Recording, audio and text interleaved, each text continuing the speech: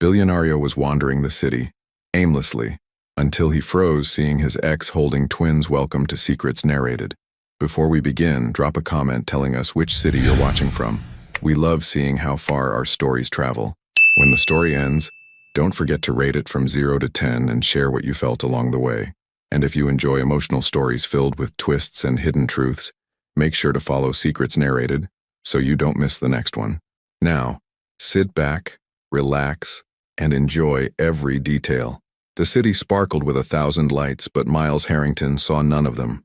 At 42, Miles had everything most men dreamed of: a billion-dollar architectural firm that had reshaped skylines across America, a penthouse in Manhattan with floor-to-ceiling windows overlooking Central Park, invitations to every exclusive event from coast to coast.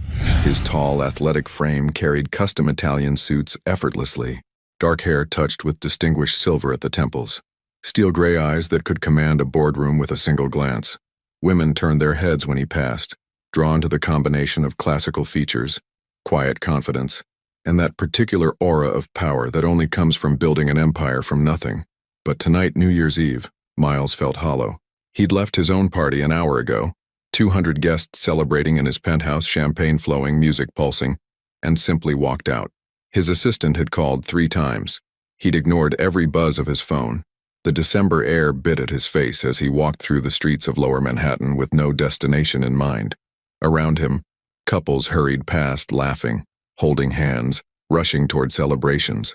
He pulled his coat tighter and kept walking. Miles stopped in front of Colette's, a discreet French restaurant tucked between 2 brownstones. The windows glowed warm gold. Through the glass he could see intimate tables, candlelight, people toasting the coming year. He'd brought Alara here countless times. The memory hit him harder than he expected.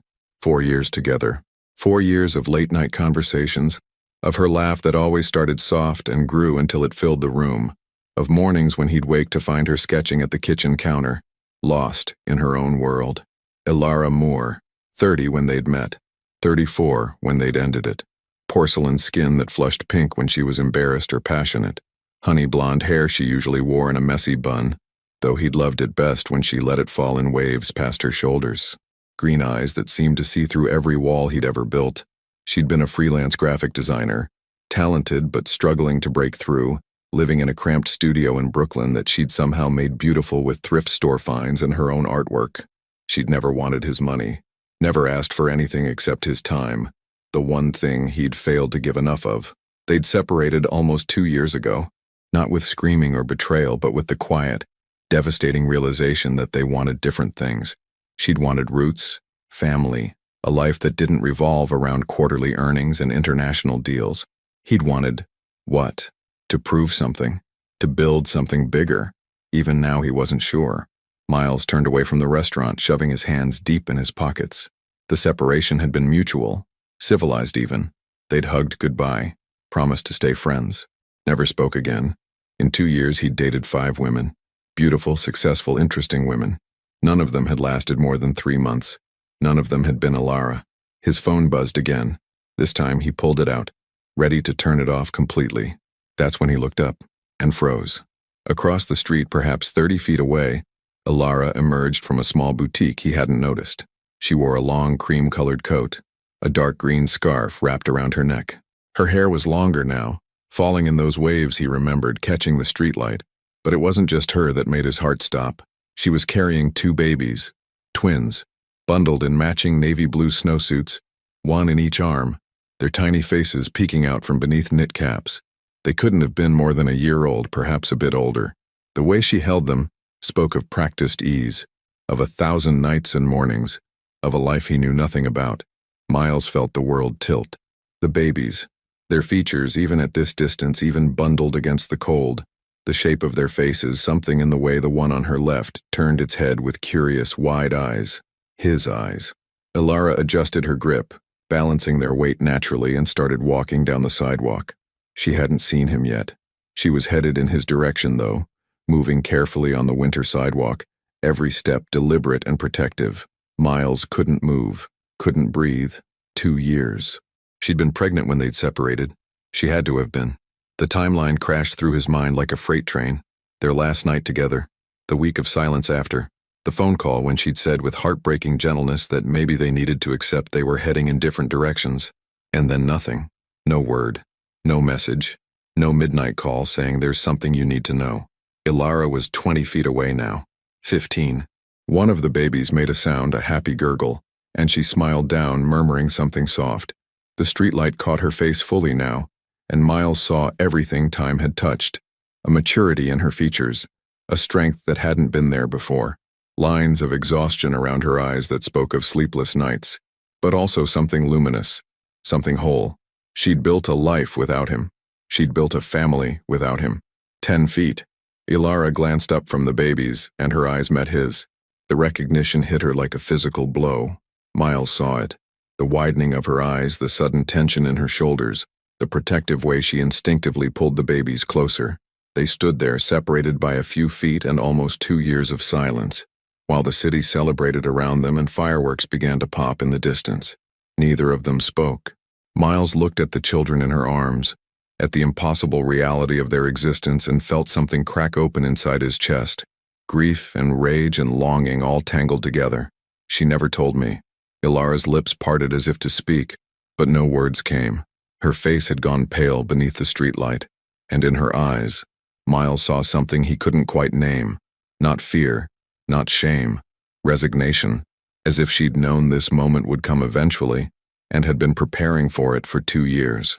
Ilara, he finally managed, his voice rough. She drew in a shaky breath, clutching the twins tighter. Miles, she whispered back.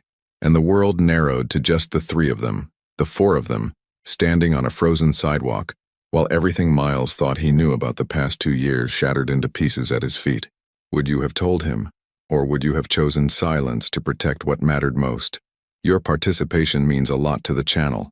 Please share your thoughts in the comments. The silence stretched between them like a chasm. Ilara's breath came out in visible clouds. The baby on her right began to fuss, and she bounced gently to soothe her. We should get out of the cold, Ilara said quietly. There's a cafe down the block. They walked in silence. Miles wanted to reach out to take one of the babies, but stopped himself. What right did he have? The cafe was nearly empty. Ilara chose a booth in the back and settled both babies into their stroller with practiced ease. She sat down across from him and finally met his eyes fully. She was still beautiful. Tired, yes. Her hands showed the wear of constant work, but there was something luminous about her now, a groundedness that the woman he'd known had lacked. How old are they? Miles heard himself ask. 17 months. Her voice was steady, but her fingers trembled. Ivy and Julian. 17 months. He did the math quickly. She would have been about a month pregnant when they'd ended things. You never told me. It wasn't an accusation, just a fact hanging in the air between them. Ilara looked down at the table. No, I didn't. The barista appeared, and Miles ordered coffee neither of them would drink. When they were alone again, the silence felt heavier. Why? The word came out rougher than he intended. Ilara's jaw tightened. For a long moment, she didn't answer. In the stroller, Ivy made a small sound, and Ilara reached down automatically to adjust her blanket, buying time. I found out 3 weeks after we separated, she finally said, her voice low. I took the test in a Duane Reade bathroom at 2 a.m. Miles remembered that time. He'd buried himself in work, flown to Singapore for a deal that didn't need his presence. Anything to avoid the empty penthouse. I was going to call you, Ilara continued. I picked up the phone a dozen times. But you didn't. 2 days after I found out, I got a call from your assistant, Rebecca. Ilara's voice remained even. She said you were going through a difficult transition, that you'd made it clear you needed space, that any personal matters should probably wait. Miles felt his stomach drop. She had no right. She was protecting you, and she wasn't wrong. Was she? The question hit like a slap. Those first months after the breakup, he'd been a mess. Volatile, impossible to reach, working 18-hour days. I hung up that phone, Ilara said quietly, and I realized something. If I told you about the pregnancy, you would have come back. Not because you wanted to, but because you felt you should. Because that's who you are, Miles. Responsible, honorable, all those things. And that would have been wrong? His voice came out sharper than intended. Yes, the word was firm. Because our children deserved better than a father who came back out of obligation. They deserved better than growing up in a house where I always wondered if you resented being trapped. Where you wondered the same thing. Miles felt anger spark in his chest. So you made that decision for me. For all of us. I made the decision that let you be free. Alara's eyes were bright now, but her voice didn't waver. And it let me be free too. Free from wondering if you were only there because of them. Free from trying to make myself smaller so you wouldn't feel obligated. That's not fair, isn't it? She leaned forward slightly. Tell me honestly, Miles. If I had called you that week, told you I was pregnant, what would you have done? He wanted to say he would have been thrilled, that he would have stepped up immediately, no hesitation. But Alara was watching him with those green eyes that had always seen through his carefully constructed walls, and he found he couldn't lie. I would have proposed, he said finally. Moved you into the penthouse, hired the best doctors, the best everything, and resented every minute of it. Her words were soft but certain. Not right away, maybe not even consciously, but eventually you would have looked at me and wondered what your life might have been if you'd had the choice.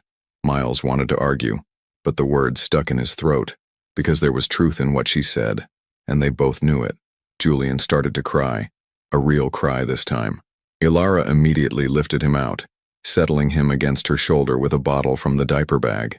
The baby latched on, his cries subsiding to hiccups.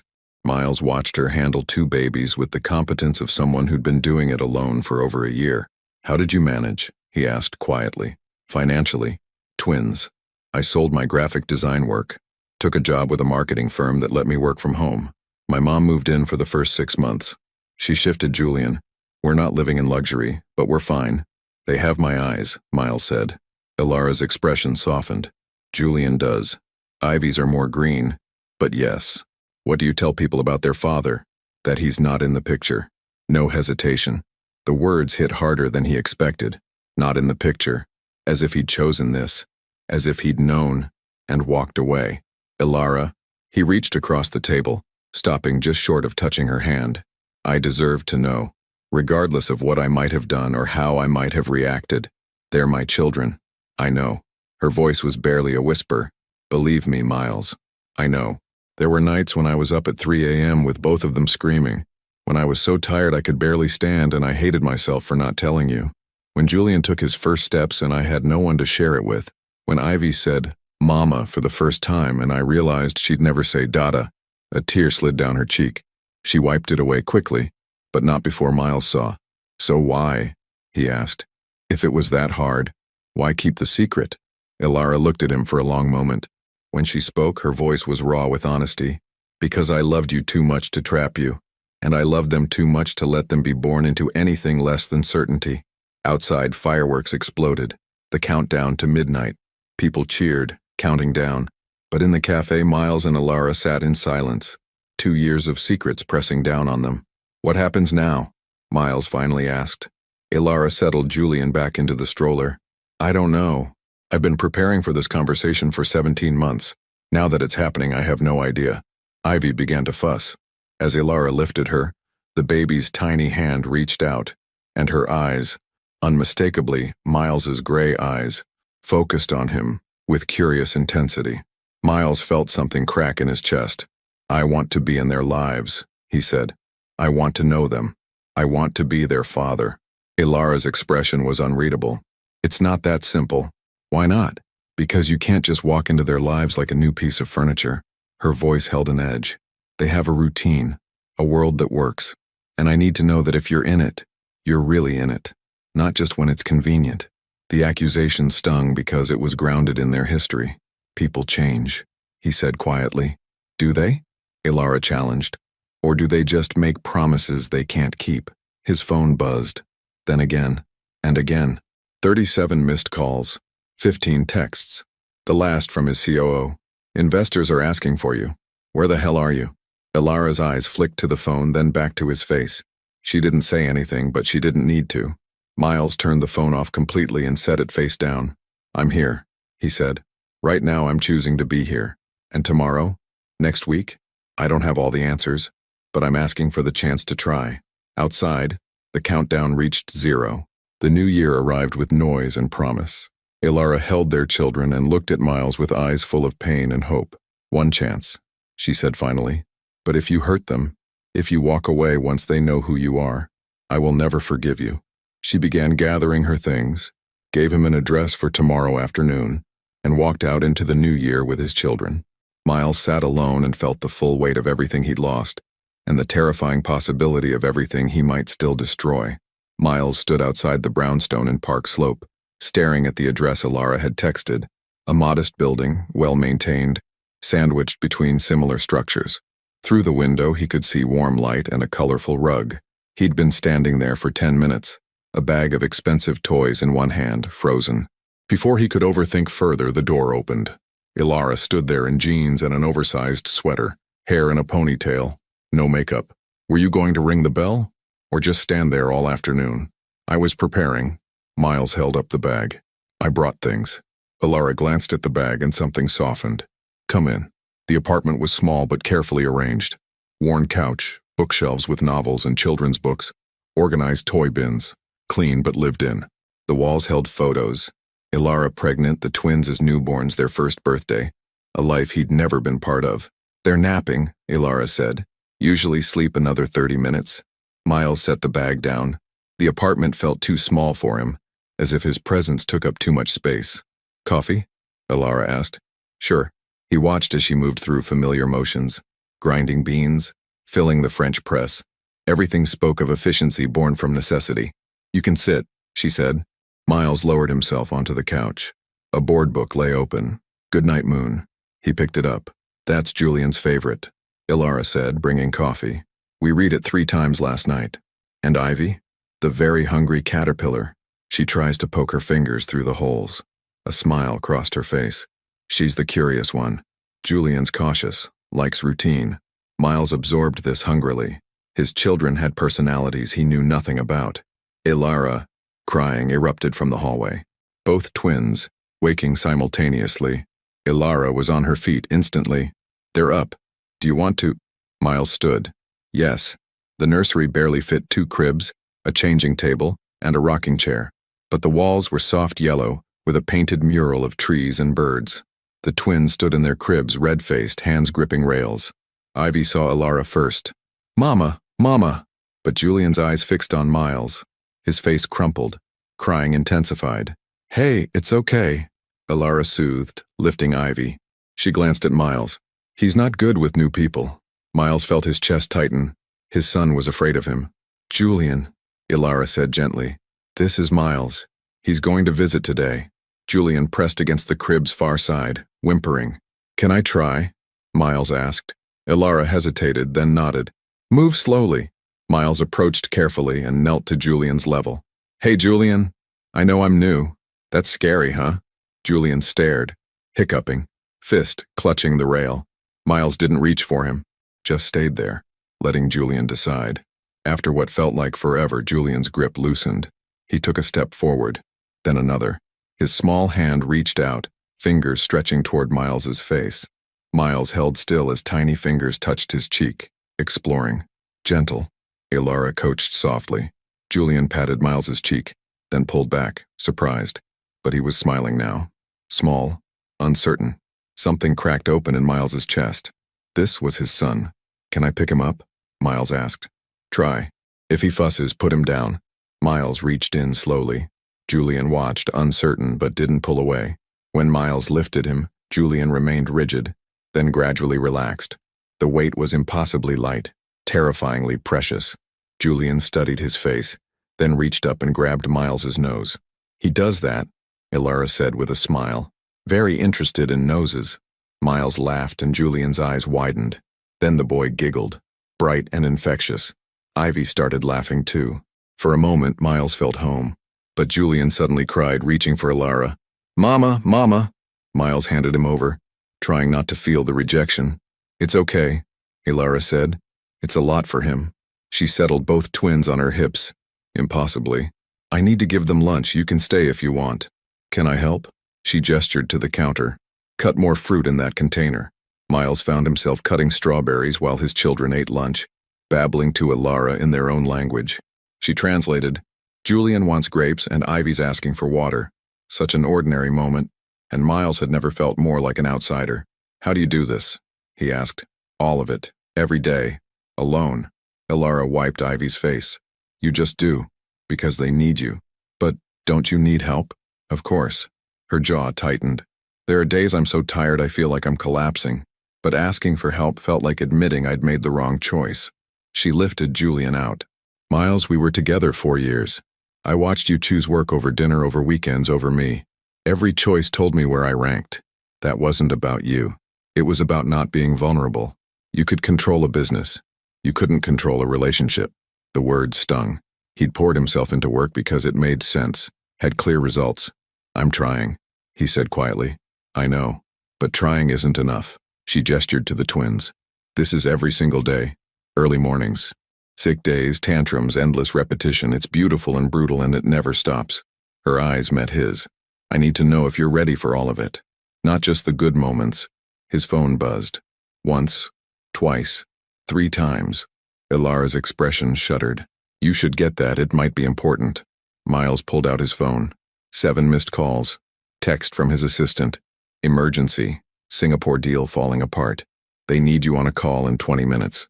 He stared at the screen, then at Ilara's back, at his children playing. This was the test. What was he willing to choose? The phone buzzed again. Miles, please. They're threatening to pull out. Julian looked up and smiled at Miles. Small, tentative. Miles turned off his phone. It can wait, he said. Ilara turned, surprise on her face. Miles, if it's work, it can wait. I'm here, and I'm staying. For the first time, her expression softened toward trust. Miles sat on the floor to play. Julian handed him a toy truck. Ivy climbed into his lap with a book. As they played, Miles felt his phone heavy in his pocket and wondered how many times he could make this choice before the cost became too high.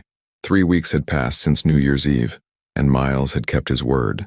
Every day he showed up at the brownstone, sometimes for an hour, sometimes for the entire afternoon. He learned that Julian needed his stuffed elephant to nap, that Ivy refused to eat anything green unless it was mixed with applesauce, that both twins liked it when he read to them in his deep voice, even if they didn't understand half the words. He'd canceled meetings, rescheduled calls, and delegated more in 3 weeks than he had in 3 years. His COO had stopped looking surprised when Miles left the office at 5. His assistant had learned to block out family time on his calendar without being asked. The Singapore deal had fallen through. 2 potential investors had pulled out of a major project because Miles wasn't available for crucial meetings. His board of directors had called an emergency session to discuss his sudden change in priorities. Miles told them all the same thing. His priorities hadn't changed. They'd been corrected. But tonight, sitting in his penthouse at 11 p.m. with a glass of scotch he hadn't touched, staring at the financial reports spread across his coffee table, Miles felt the weight of every choice crushing down on him. His company was stable, successful, worth billions, but it was also used to having him available 24/7, used to him being the one who swooped in to save deals and smooth over problems. Without that constant presence, cracks were starting to show. The question he couldn't escape: how long could he maintain this balance before something broke? His phone rang. Ilara's name lit up the screen. She never called this late. Hello? Miles. Her voice was strained, shaky. I need help. He was on his feet instantly. What's wrong? Are the kids okay? They're sick. Both of them. High fevers. They won't stop crying. And Julian threw up twice. I called the pediatrician and she said to bring them to the ER if the fevers don't break, but I can't. Her voice cracked. I can't carry them both down the stairs and drive, and I don't have anyone else to call, and I'm coming right now, don't move. Miles was out the door before she could respond, not bothering with a coat, taking the stairs instead of waiting for the elevator. His driver had gone home hours ago, so he grabbed his own keys and drove himself, breaking every speed limit between Manhattan and Brooklyn. 20 minutes later, he burst through Ilara's door. She'd left it unlocked for him. The apartment was dim except for a lamp in the nursery, and he could hear crying before he even made it down the hall. Ilara sat in the rocking chair, Ivy limp and feverish in her arms, tears streaming down Ilara's face. Julian lay in his crib crying weakly, his face flushed red. Thank God, Ilara whispered when she saw him. His fever is 103. Hers is 102.5. I gave them medicine an hour ago, but it's not helping and I don't know what to do. We're going to the hospital, Miles said, already reaching for Julian. The little boy was burning up, his pajamas soaked with sweat. My car's downstairs. Can you carry Ivy? Ilara nodded, already moving. Miles had never seen her like this. Terrified, barely holding it together. She was always so capable, so in control. Seeing her fall apart made his own fear spike. They made it to the car, Ilara in the back with both car seats that Miles had insisted on buying 2 weeks ago. The twins cried weakly the entire drive, and Miles pushed the car faster, his hands white-knuckled on the steering wheel. "They're going to be okay," he said, not sure if he was reassuring Ilara or himself. "Kids get fevers. It's normal. Julian has never been this hot," Ilara said, her voice breaking. "And Ivy won't drink anything. What if they're dehydrated? What if—" "They're going to be okay," Miles repeated, more firmly this time. "We're almost there." The ER was chaos. Crying children, exhausted parents, antiseptic smell. Miles walked straight to registration with Julian burning up in his arms. "My son and daughter both have fevers over 102. They need to be seen immediately." Something in his expression made the nurse nod. "Let me get you back to triage." The next 3 hours blurred. Doctors, tests, monitors. Julian had an ear infection. Ivy had strep throat. Both severely dehydrated, needing IV fluids and antibiotics. Miles sat beside Julian's crib as a nurse inserted the IV. His son screamed, reaching for him. Miles held Julian's hand, murmuring reassurances. Ilara held Ivy through the same process, face buried in her daughter's hair. When both twins finally slept, Miles found Ilara in the chair between their beds, staring at nothing. "Hey," he said softly. "They're okay. Doctor said they'll be fine." Ilara nodded, hands trembling. "When's the last time you ate?" "I don't remember.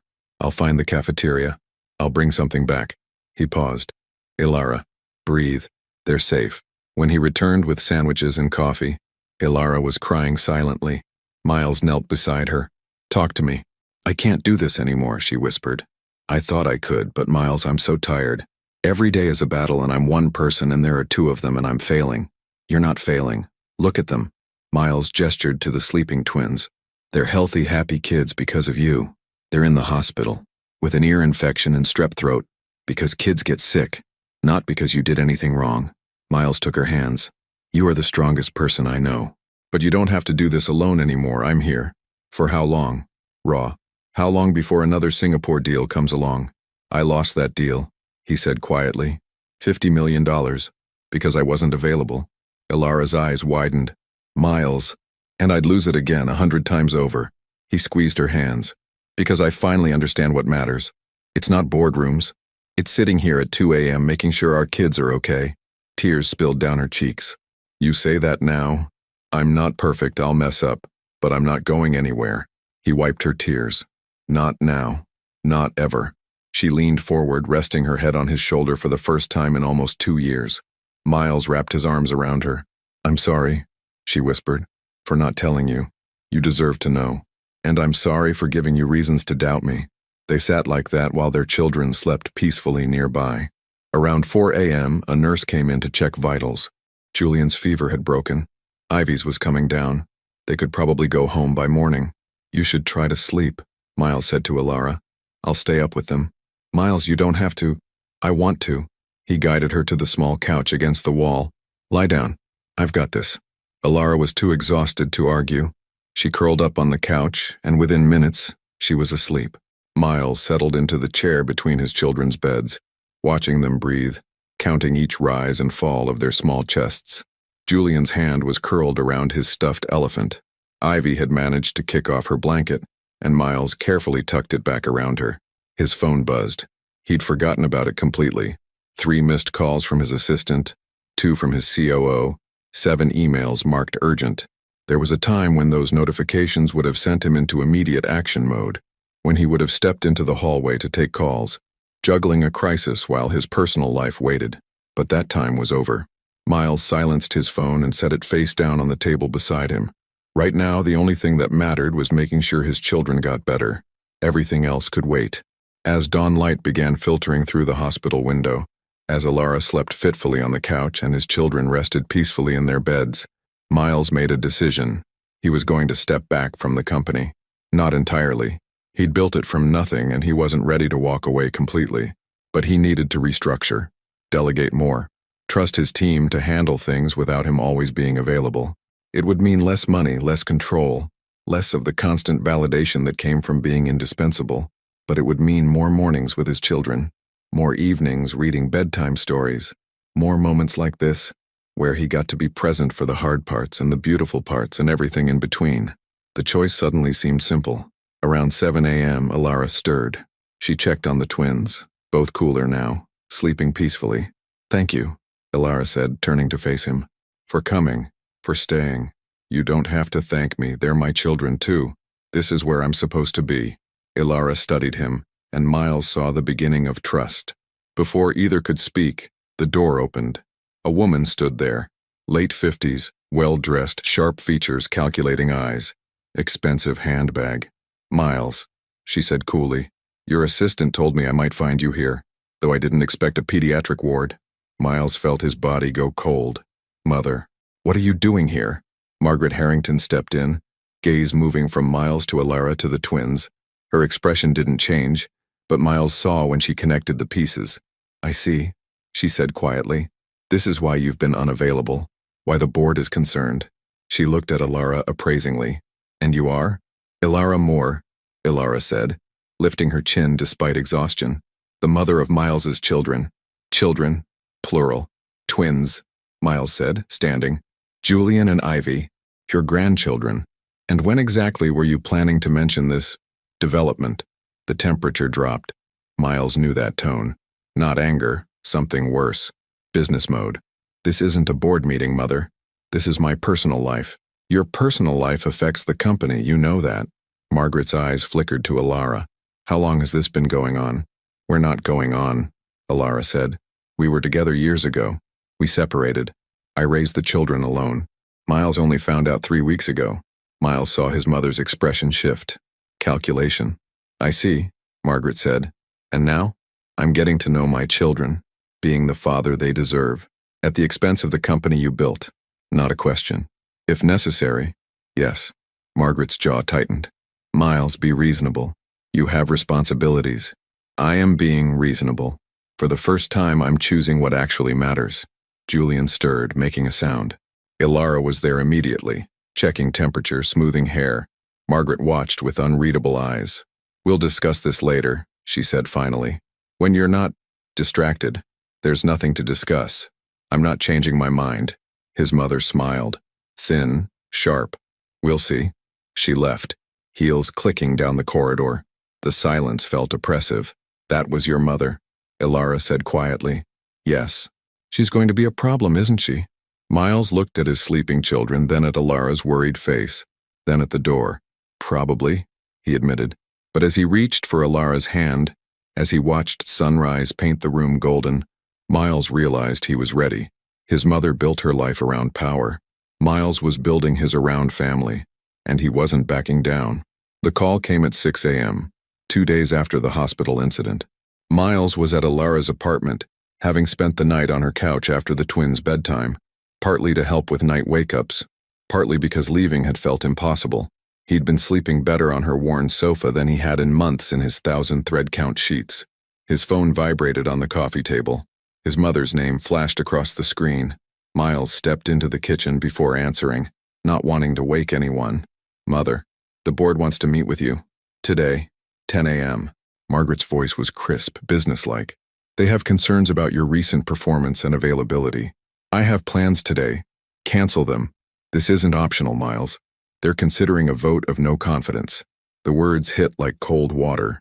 A vote of no confidence meant they could force him out of active leadership of the company he'd built from nothing. "They can't do that," Miles said. But even as he spoke, he knew they could. He'd set up the corporate structure that way himself, believing he'd never give them reason to use it. "They can and they will if you don't show them you're still committed to the company." Margaret paused. "Miles, I understand you've had a surprise, but you need to handle this situation before it damages everything you've worked for." "Situation?" Miles felt anger spike in his chest. "You mean my children? I mean the complications that have arisen." Her voice remained maddeningly neutral. "You're a businessman, Miles. Sometimes we have to make difficult choices for the greater good. What exactly are you suggesting?" "I'm suggesting you remember what's at stake. The company employs thousands of people. Your decisions affect all of them." Another pause, calculated. "There are ways to handle this that don't require you to sacrifice your career. Financial support for the children, of course. A trust fund. Perhaps an arrangement that allows you to be involved without disrupting your responsibilities." An arrangement. Miles's voice was dangerously quiet. You mean throwing money at them and pretending they don't exist? I mean being realistic about what you can actually provide. Miles, you're not equipped to be a full-time father. You never have been. You're a builder, a visionary. That's where your talents lie. I'm learning. At 42? When you've never changed a diaper in your life? Margaret's voice sharpened. Be honest with yourself. This woman managed perfectly well without you for nearly 2 years. She can continue to do so with proper financial support. You don't need to upend your entire life out of guilt. Miles gripped the phone tighter. This isn't about guilt, isn't it? You feel guilty for not being there, so you're overcompensating. But guilt isn't the same as genuine desire to be a father. And children can sense the difference. The words burrowed under his skin because there was a grain of truth in them. He was driven partly by guilt, by the knowledge that he'd missed so much already. But it wasn't just guilt. It couldn't be. The meeting is at 10, Margaret repeated. Don't be late. She hung up before he could respond. Miles stood in Ilara's tiny kitchen, watching dawn light creep through the window and felt the walls closing in. 3 weeks of choosing family over work, and already the consequences were threatening everything he'd built. How long have you been standing there? He turned to find Ilara in the doorway wearing an oversized t-shirt and pajama pants, her hair messy from sleep. She looked younger like this, vulnerable in a way she never allowed in daylight. I didn't want to wake you, Miles said. The walls are thin, I heard your phone. She moved to the coffee maker, starting the familiar morning routine. Your mother? The board wants to meet. They're concerned about my commitment to the company. Ilara's hand stilled on the coffee grounds.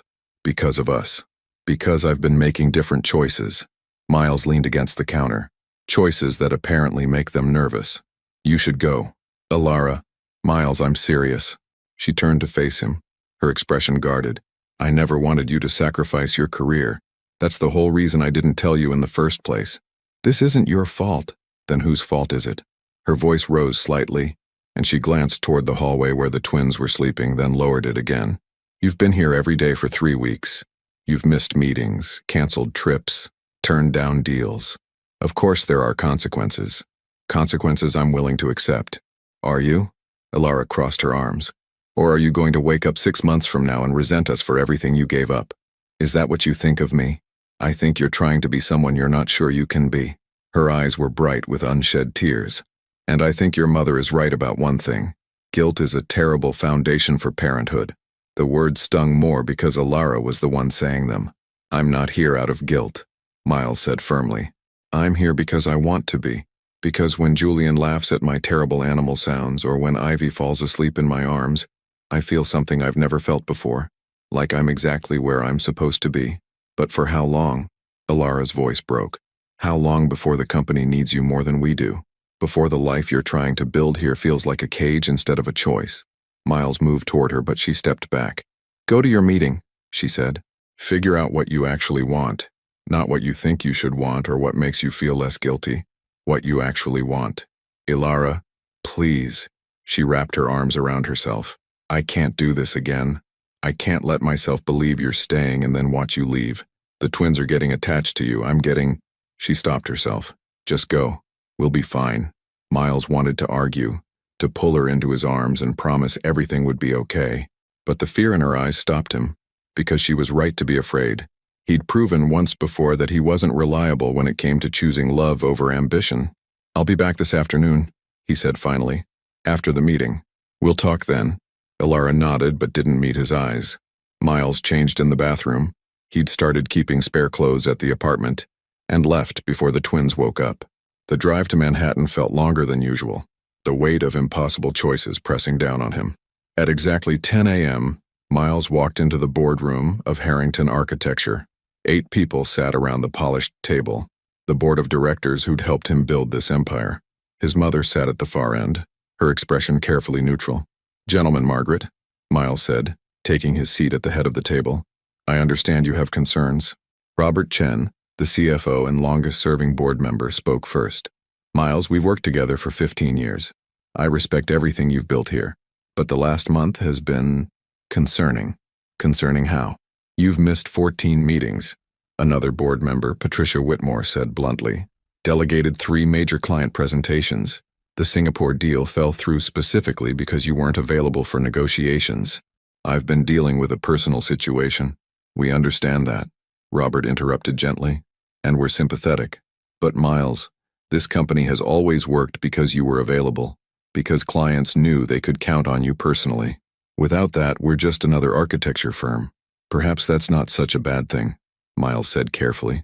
I've been considering restructuring anyway, promoting more people into leadership roles, distributing responsibilities. You're talking about stepping back. Margaret's voice cut through the room. After 15 years of being the face of this company, you want to become a passive investor. I'm talking about creating a sustainable model that doesn't require me to be available 24/7. Because of children you didn't know existed a month ago. Patricia's tone wasn't cruel, just matter of fact. Miles, I have 3 kids. I understand the pull of family, but I also understand that building a career requires sacrifice. We all make choices, and I'm making mine now, at the expense of everyone who depends on this company for their livelihoods, Margaret said. Thousands of employees, Miles. Hundreds of contractors. Clients who trusted us because they trusted you. The guilt she was wielding like a weapon landed exactly as intended. Because she wasn't wrong. His choices didn't just affect him. What exactly are you proposing? Miles asked. Robert exchanged glances with the other board members. We want assurance that you're committed to the company. A clear plan for how you'll balance your personal situation without impacting operations.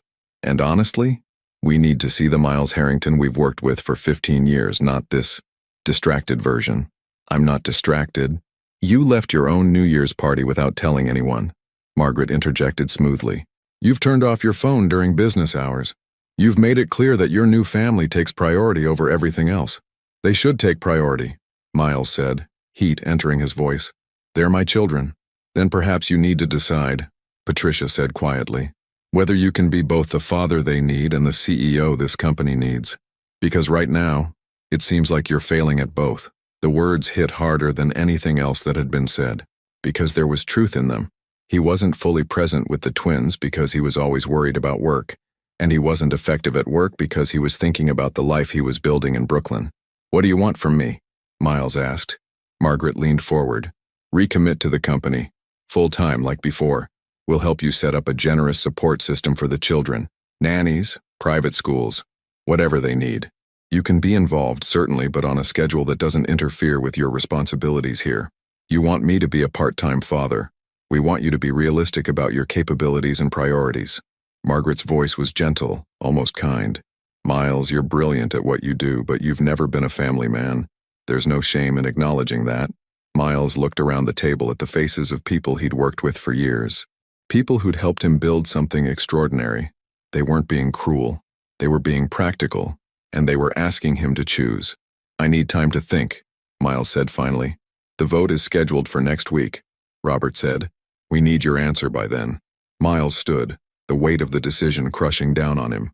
You'll have it. He left the boardroom and found himself in his office, the space he'd occupied for 15 years, with its view of the Manhattan skyline and walls covered in architectural awards.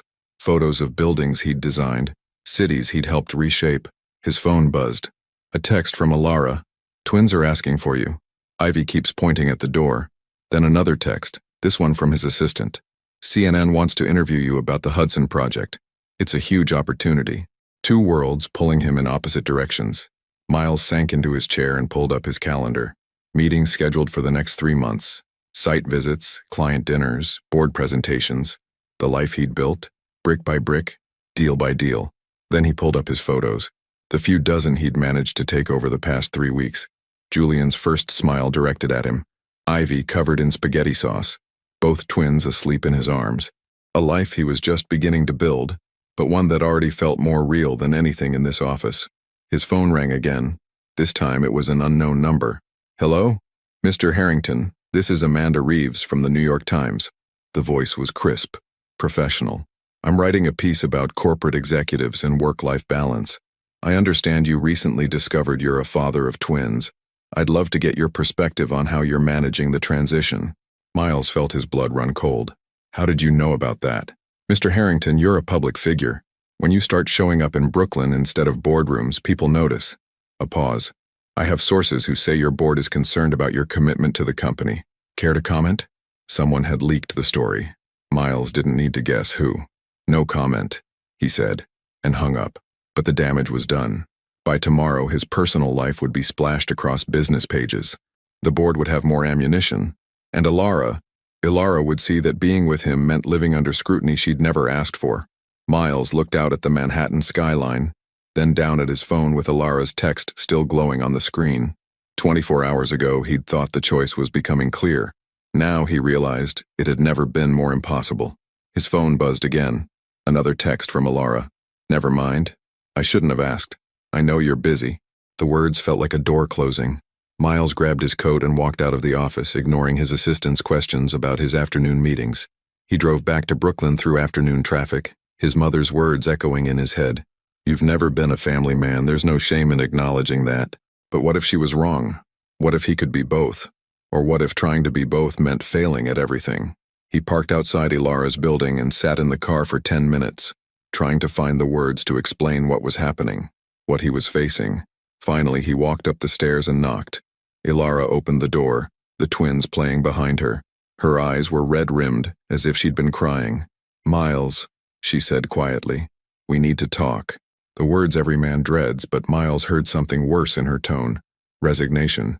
"I know," he said. "I need to tell you what's happening. I already know." She held up her phone, and Miles saw the headline, "Billionaire CEO's Secret Twins, Miles Harrington's Double Life." The story was already out, and from the look on Ilara's face, everything he'd been trying to build was about to come crashing down.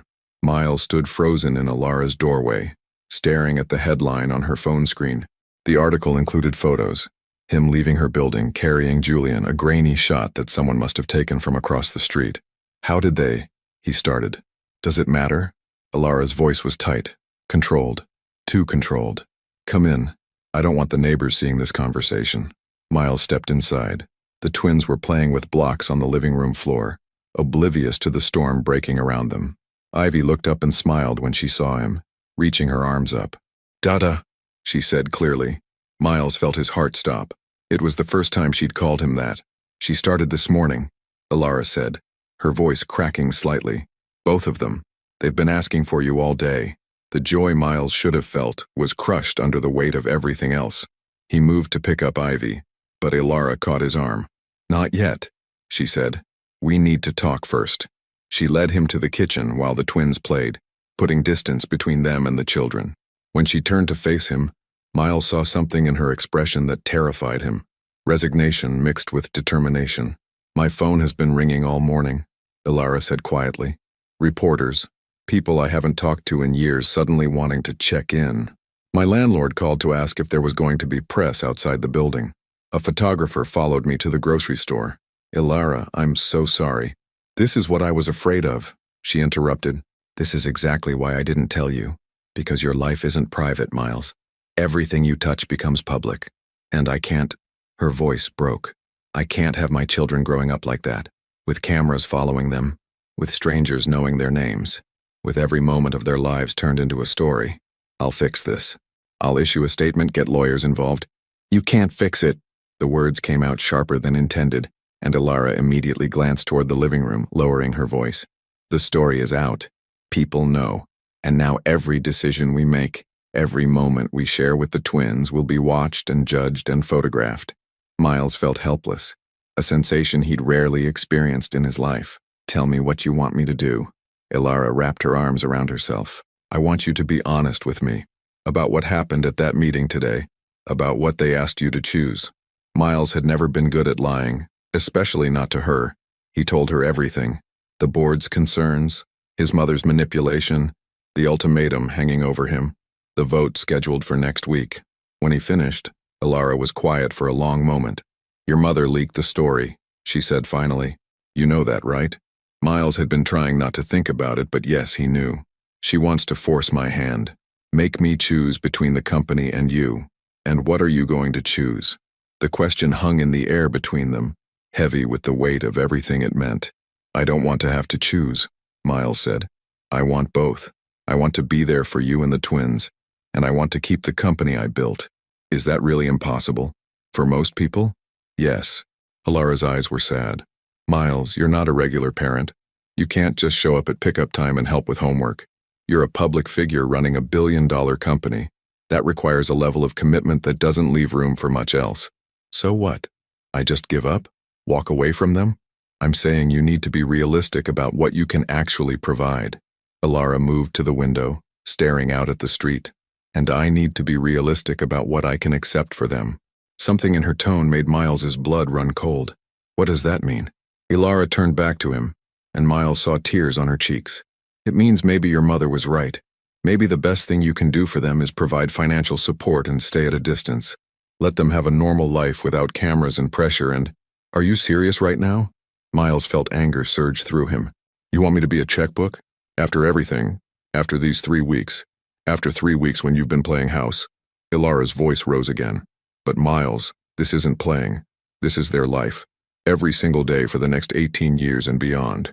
And I'm watching you struggle with just 3 weeks. What happens at 6 months? A year? 5 years? I'm struggling because I'm learning. Because this is new. It will always be hard. Ilara shot back. That's parenthood. It doesn't get easier, it just gets different.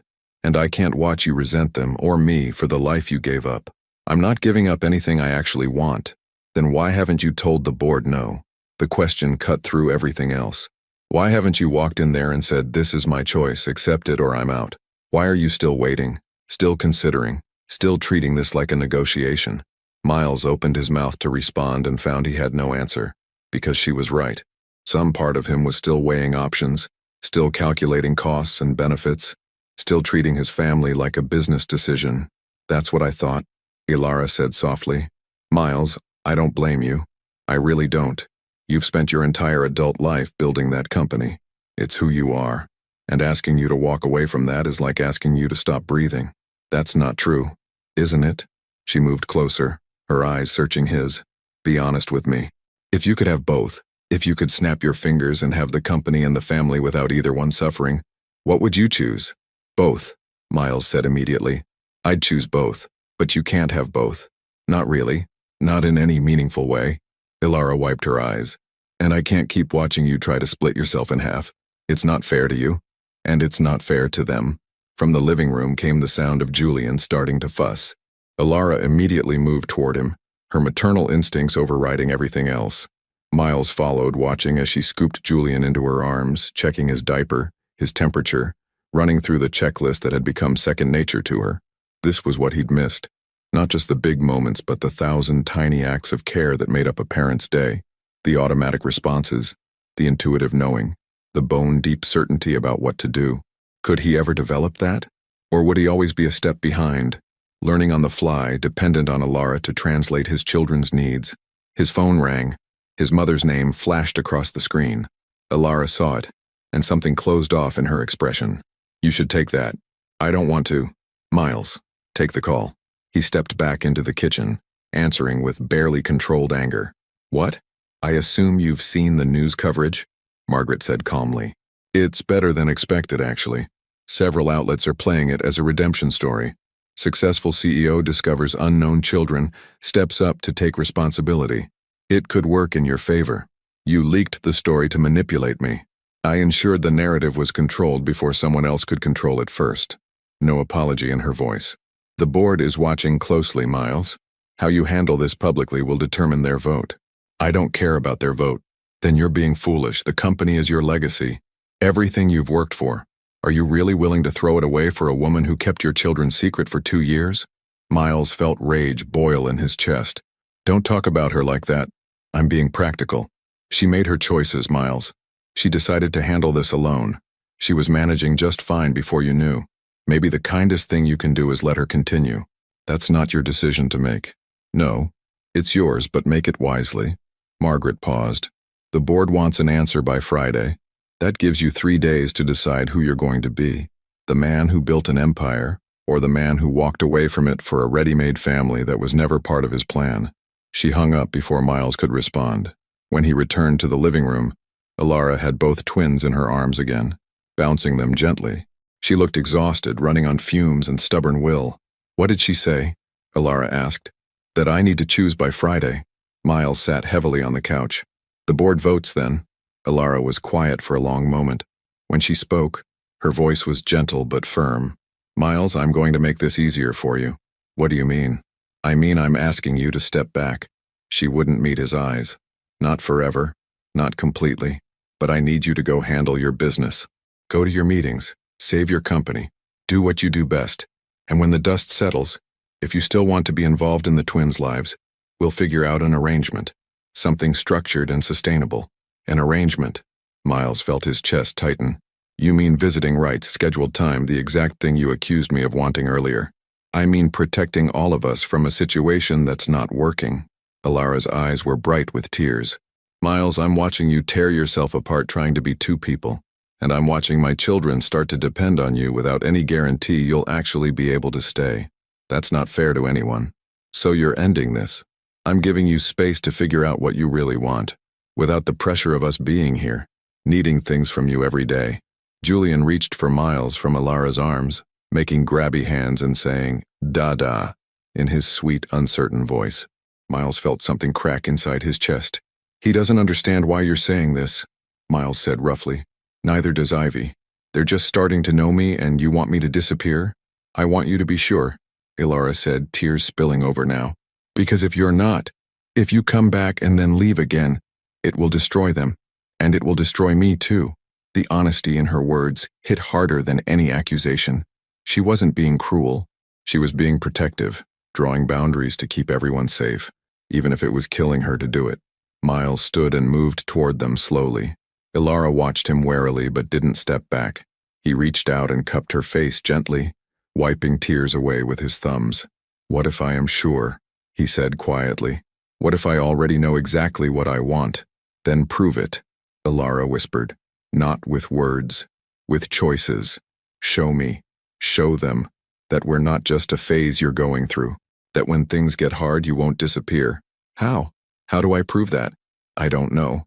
She leaned into his touch for just a moment before pulling away. "But Miles, I can't do this in-between thing. I can't have you here every day while you're mentally somewhere else calculating costs and benefits. Either you're all in or you're out. There's no middle ground when it comes to being a parent." The ultimatum she'd been avoiding finally laid bare. Miles looked at his children, really looked at them. Julian had fallen asleep against Alara's shoulder. Ivy was still awake, watching him with those gray eyes so like his own, her small face serious. She reached a hand toward him, and Miles took it, feeling her tiny fingers wrap around his thumb. "Dada stay?" Ivy asked, her vocabulary limited, but her meaning crystal clear. Miles felt the question pierce through every defense he had left. "Yes," he said, not taking his eyes off her. "Dada stays." He looked up at Alara. "I don't need 3 days. I don't need to think about this anymore. The answer is you, all of you, always." "Miles, I'm walking away from the company." The words came out clear, certain. "Not from architecture. I'll always design, always create. But from running Harrington Architecture the way I have been. I'll transition leadership to the board, maintain a consulting role, but I'm done being the person who puts work above everything else." Ilara's eyes widened. "You can't make that decision right now in the middle of—" "I'm not making it because of pressure. I'm making it because it's what I should have done years ago." Miles moved closer. "You were right, back when we were together. I was using work to avoid being vulnerable, to avoid risking failure at something that mattered, but I'm not afraid anymore. You're not afraid because you haven't seen how hard this gets. Wait until Julian has a meltdown in the grocery store, or Ivy won't sleep for a week, or you have to cancel something important because one of them is sick. I've already done those things." Miles gestured to the past 3 weeks. "And yes, it's hard. Yes, it's exhausting. But Alara, when Julian learned to say my name, I felt something I've never felt closing a deal. When Ivy falls asleep in my arms, I feel peace I've never found in any boardroom. This is hard, but it's real. And I'm done running from real." Alara stared at him, searching his face for doubt or hesitation. "What about your mother? The board? Everything you've built? My mother will adjust or she won't. That's her choice. The board will vote however they vote. And everything I've built?" Miles smiled sadly. "It's just buildings, Alara.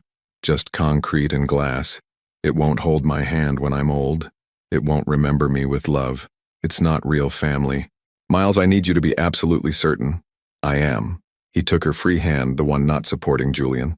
"I'm more certain of this than anything I've ever done. And I know you're scared. I know I've given you reasons not to trust me.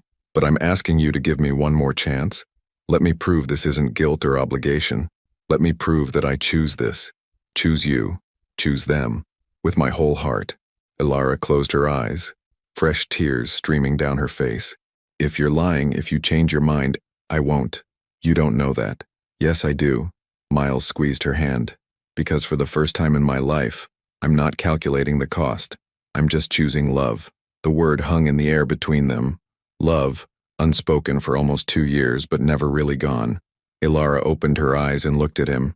Really looked, seeing past the expensive clothes and the CEO persona to the man underneath. The man who'd been too scared to be vulnerable before but was finally ready now. Okay, she whispered. Okay. But Miles, you have to call the board tonight. You have to make it official before you can change your mind. I need to know this is real. I'll call them right now. Miles pulled out his phone, but Ilara stopped him. After the twins are in bed, she said softly, let's have one normal evening first. Just us, being a family, before everything changes. Miles nodded, pocketing his phone. They spent the evening like any other family might. Dinner with the twins, spaghetti that ended up everywhere, bath time, during which Julian discovered splashing and Ivy decided to drink bathwater, bedtime stories, 3 books each, no negotiations, and finally settling both children in their cribs. Miles read Goodnight Moon to Julian while Ilara read The Very Hungry Caterpillar to Ivy. Then they switched, each parent kissing each child goodnight. As they walked out of the nursery together, leaving the door cracked open, Ilara reached for Miles's hand. They stood in the hallway, hands intertwined, and Miles felt something settle in his chest. This was right. This was home. Make the call, Ilara said quietly. I'll be here. Miles pulled up his phone and dialed his mother's number. She answered on the first ring. Miles, have you come to your senses? Actually, yes. Miles looked at Ilara as he spoke. I'm stepping down as CEO. Effective immediately. I'll stay on the board and maintain a consulting role, but I'm done with day-to-day operations. Silence on the other end. Then, Miles, don't be rash. I'm not being rash. I'm being clear. This is my decision, and it's final. Call an emergency board meeting for tomorrow. I'll submit my resignation in writing tonight. You're throwing away everything? No, Mother. For the first time, I'm actually building something that matters. Whether you choose to be part of it is up to you. He hung up before she could respond and immediately dialed Robert Chen. Robert, it's Miles. I need you to call an emergency board meeting for tomorrow morning. Miles, if this is about the ultimatum, we can discuss. I'm resigning as CEO. I'll stay on the board and continue consulting on key projects, but I'm stepping back from active leadership. I'll recommend you and Patricia for co-interim CEOs while you search for my replacement. Robert was quiet for a long moment. Are you sure about this? I've never been more sure of anything. Well, Robert's voice held surprise but also respect. Then I wish you the best, Miles. Truly, you've built something extraordinary. I hope whatever you're choosing instead is worth it. Miles looked at Ilara, at the nursery door behind her where his children slept. It is, he said. Trust me, it is. After hanging up, Miles felt lighter than he had in years. No more divided loyalties. No more impossible choices. Just a clear path forward even if he wasn't sure exactly where it led. Ilara was watching him with an unreadable expression. That's it then, she said softly. You really did it. I really did it. Miles pulled her close, and for the first time she let herself lean into him completely. No taking it back now. She laughed shakily against his chest. No taking it back. They stood like that for a long moment. Two people who'd loved and lost and were tentatively finding their way back to each other, while in the next room their children slept peacefully. What happens now? Ilara asked. Now? Miles pressed a kiss to her hair. Now we figure it out. Together. And for the first time in 2 years, that answer felt like enough. The news broke at 6 a.m. Miles woke on Ilara's couch. He'd stayed the night again, unable to leave after the calls he'd made, to his phone vibrating nonstop. 53 notifications, 29 missed calls. The headline on every business site was some variation of the same story. Miles Harrington steps down as CEO of Harrington Architecture, secret family behind shocking decision. But it was the quotes that made his blood run cold. Mr. Harrington has chosen to prioritize personal matters over his professional responsibilities, his mother had told the press. While we respect his decision, it raises questions about judgment and stability that the board must address. She'd made it sound like he was having a breakdown. like the decision was impulsive rather than deliberate. Miles sat up, running his hands through his hair. The apartment was still dark, the twins not yet awake. Alara's bedroom door was closed. His phone buzzed again. A text from Robert Chen. Board meeting moved to 8 a.m. Margaret is pushing for a full buyout of your shares. Call me. Before Miles could respond, another text came through. This one from an unknown number. Mr. Harrington, this is Kent Morrison from the Wall Street Journal. I'd like to discuss reports that your resignation is connected to a paternity scandal. Are the children in question? Miles deleted it without reading further. The bedroom door opened, and Alara emerged in pajamas, her hair a mess, eyes still heavy with sleep. She took one look at his face and immediately knew something was wrong. What happened? Miles held up his phone. My mother happened. Alara sat beside him on the couch, reading through the articles with growing horror. She's making it sound like you're unstable, like this was a mental health crisis. Because if I'm having a breakdown, the board can justify forcing me out completely, taking my shares, my voting rights, everything. Miles felt rage building in his chest.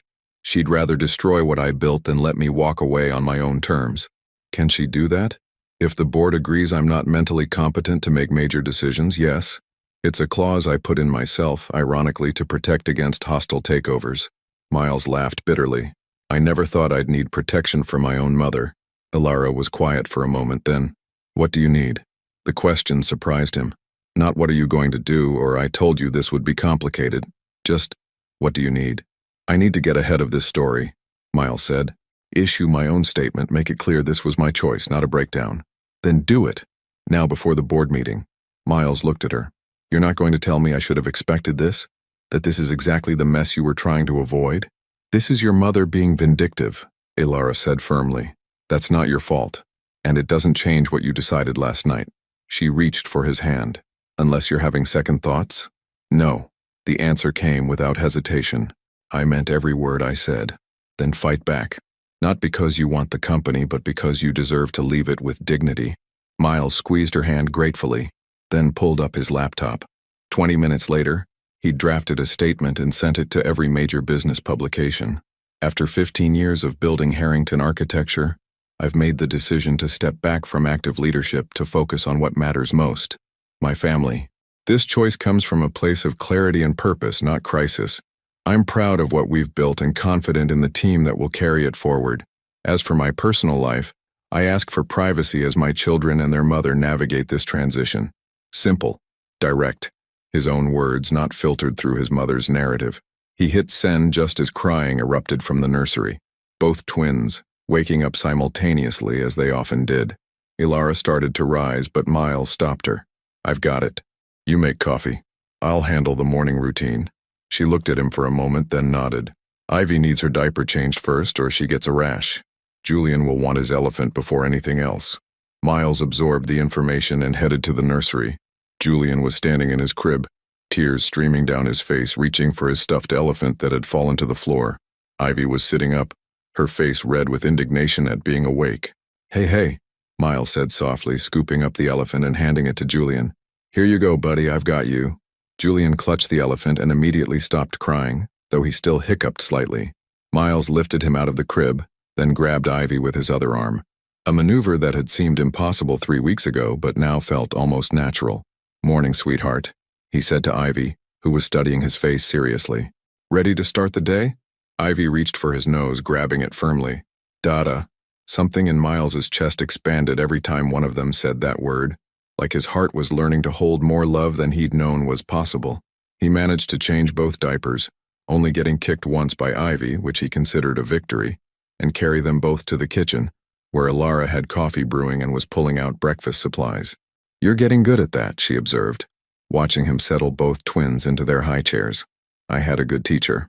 Miles poured himself coffee, then started cutting up bananas the way Alara had shown him. Small pieces, nothing they can choke on. They moved through the morning routine together, feeding the twins, cleaning up the inevitable mess, wiping faces and hands, changing them into day clothes. It was so ordinary, so domestic, and yet Miles found himself more present than he'd been in any board meeting. His phone kept buzzing with calls and messages, but he ignored it. Right now, Julian needed help with his sippy cup, and Ivy was trying to climb out of her high chair. The rest could wait. Around 8:30, after the twins were settled playing with blocks, Miles finally checked his phone. 47 missed calls. Robert had texted, "Board meeting is a disaster. Your mother is pushing hard. Where are you?" Miles called him back, stepping into Alara's bedroom for privacy. "Miles, thank God," Robert said immediately. "The board is split. Half of them support your decision. Half think Margaret's right that this is impulsive. We need you here to defend yourself. I sent out a statement, which your mother is calling damage control from someone who's not thinking clearly." Robert's voice held frustration. "Miles, she's got ammunition. The Singapore deal, the missed meetings, the fact that you've known about these kids for less than a month and you're already restructuring your entire life. She's making a compelling case that you're not in a position to make rational decisions." Miles felt his jaw tighten. "What does she want?" "Full buyout of your shares at current market value. You'd walk away with about $2 billion in consulting rights, but no voting power, no board seat, no real say in the company's direction. Essentially cutting me out completely." "Yes." Miles was quiet for a moment, thinking. $2 billion was more money than most people could imagine. He could live comfortably forever, provide for his children, never work another day in his life, but it also meant watching his mother take over everything he'd built, watching her reshape it in her image, erase his influence, prove that he was replaceable. "What do you think I should do?" Miles asked. Robert sighed. "Honestly, I think you should take the buyout. Not because I agree with Margaret, but because this fight is going to get ugly. She's prepared to drag your personal life through the media, question your fitness as a parent, make this as painful as possible. Is it really worth it?" Miles looked through the doorway at Alara playing with the twins on the living room floor. Julian was showing her a block tower he'd built, and she was praising him like it was the Taj Mahal. Ivy was attempting to knock it down, laughing when the block scattered. This was his life now. These moments. This family. Did he really want to spend the next months or years fighting his mother in court, in the press, in boardrooms, exposing Alara and the twins to more scrutiny and judgment? "Tell them I'll take the buyout," Miles said quietly. "But I want it in writing that the transition is presented as my choice, not the board forcing me out. And I want a confidentiality agreement that protects my family from further media exposure." "Miles, are you sure?" "Yes. End this today, Robert. I'm done fighting." After he hung up, Miles sat on the edge of Alara's bed for a moment, processing what he'd just agreed to. He'd built Harrington architecture from a one-room office and a single contract. 15 years of his life poured into making it one of the most respected firms in the country, and he'd just signed it away in a 5-minute phone call. But when he walked back into the living room and saw Ivy toddle over to him on unsteady legs, arms reaching up saying, "Dada up," when he lifted her and felt her small body relax against his chest, Miles knew he'd made the right choice. "Everything okay?" Alara asked, her eyes worried. "Everything's fine." Miles sat on the floor with Ivy in his lap. Julian immediately crawled over, wanting to be included. "I took the buyout. I'm officially out of the company by end of business today." Alara's eyes widened. "Miles, that's huge. Are you okay? Honestly?" Miles looked at the children, then at her. "I'm relieved. It's done. No more fighting, no more divided loyalties. Just this. Just this," Alara echoed softly. "2 kids who still wake up at 5 a.m. in a 1-bedroom apartment in Brooklyn. Sounds perfect to me." Julian chose that moment to sneeze directly in Miles's face, and Ivy started crying because she'd dropped her toy. Miles found himself simultaneously wiping his face, comforting Ivy, and trying to find the missing toy, a level of multitasking that would have seemed impossible a month ago. Alara laughed, really laughed for the first time since New Year's Eve. "You sure about that perfect assessment?" Miles grinned at her over the chaos. "Positive." The rest of the day passed in a blur of normalcy. Lunch, nap time, a walk to the park where the twins played on the swings, and Miles pushed them gently, his expensive wool coat getting covered in playground dirt. Other parents smiled at them. Just another family enjoying a sunny January afternoon. By the time they got back to the apartment, Miles had received the buyout papers via email. $2 billion transferred within 30 days. His name would remain on the company as founding architect, but he had no operational control. He signed them without hesitation and sent them back. That evening, after the twins were in bed, Miles and Alara sat together on the couch with glasses of wine, a luxury Alara admitted she rarely allowed herself. "So," she said quietly, "you're really done. No company, no CEO title, no empire to run. No company, no CEO title, no empire. Miles confirmed. He felt lighter saying it out loud. Just an unemployed billionaire with no idea what he's doing with his life. What do you want to do? The question was simple, but Miles realized no one had asked him that in years. It had always been about what he should do, what the company needed, what would generate the most profit. I want to design again, he said slowly. Not skyscrapers and corporate buildings. Maybe houses. Spaces where families actually live. I want to learn how to be a good father. He looked at Alara, really looked at her. I want to see if we could try again. For real this time. Not just as co-parents, but as us. Alara's breath caught. Miles, I know I'm asking a lot. I know I hurt you before and I know I have to earn your trust back. But Alara, these past few weeks being around you again, it reminded me why I fell in love with you in the first place. He reached for her hand. You're brilliant and fierce and you've built something incredible with these kids and I want to be part of it. Not just with them, but with you. Alara's eyes were bright with tears. I'm scared. Me too. What if it doesn't work? What if we try and fail and the kids get hurt in the crossfire? Then we'll have tried, Miles said gently. And we'll handle it like adults who love their children more than they fear failure. But Alara, what if it does work? What if we're actually better now than we were before? What if everything that happened, the separation, the twins, all of it, what if it made us into people who could actually make this work? Alara was quiet for a long moment, studying their intertwined hands. I never stopped loving you, she finally whispered. Even when I was furious with you, even when I convinced myself I was better off alone, I never stopped. Miles felt something unlock in his chest. I never stopped either. But love wasn't enough last time. No, but maybe we are enough now. Miles lifted her hand, pressing a kiss to her knuckles. Maybe we're finally ready to choose each other. Not perfectly, not without mistakes, but consistently, every day, even when it's hard. Alara looked at him for a long moment, and Miles saw the exact moment she made her decision. Saw the fear and hope war in her eyes. Saw her choose courage over self-protection. Okay, she said. We can try. But Miles, I need you to understand. I'm a package deal now. The kids come first always. And if at any point this gets messy or confusing for them, we pull back. Their stability matters more than our relationship.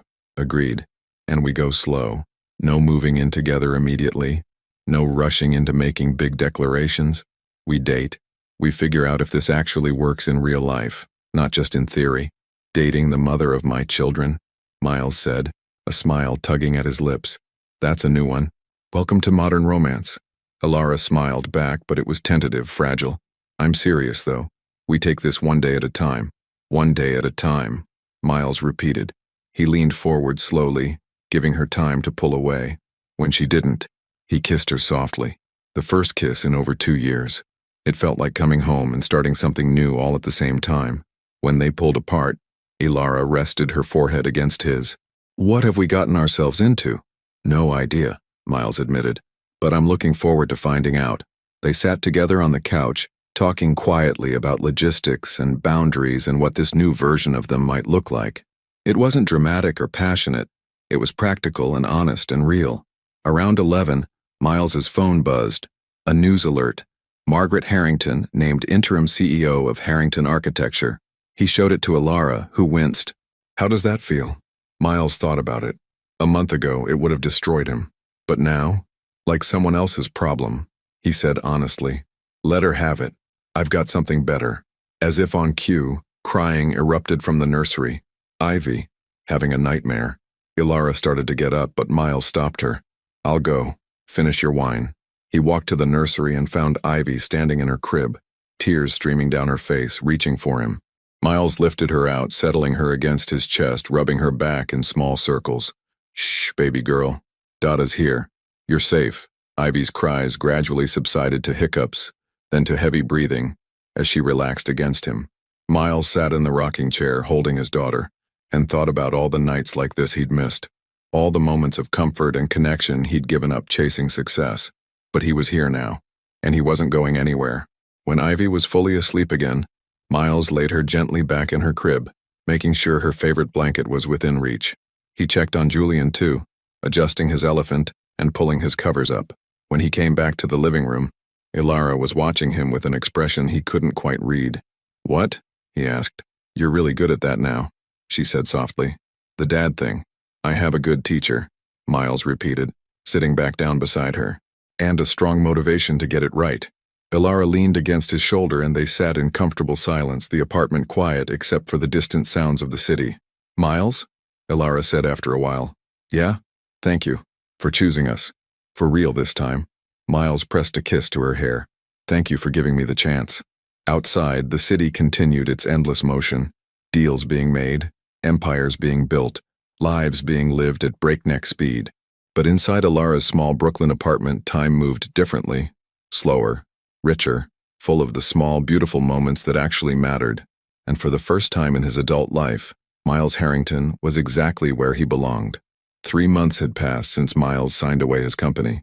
He'd expected regret, expected to wake up one morning and feel the loss of everything he'd built crushing down on him, expected to resent the choice he'd made. Instead, he woke up each morning to the sound of tiny feet running down the hallway, twin voices shouting, "Dada, Dada!" before launching themselves onto whatever surface he was sleeping on, sometimes Ilara's couch, increasingly often her bed, though they were still taking things slow. This particular morning, Miles woke to Julian sitting on his chest, examining his face with intense concentration, while Ivy was attempting to braid his hair with her small, clumsy fingers. "Good morning," he said, his voice rough with sleep. "Dada awake?" Julian announced proudly, as if he'd accomplished something remarkable. "Yes, I'm awake." Miles glanced at the clock. 6:15 a.m., and it's very early. "Pancakes," Ivy declared. She'd recently learned this word and used it to describe any breakfast food. "Pancakes it is."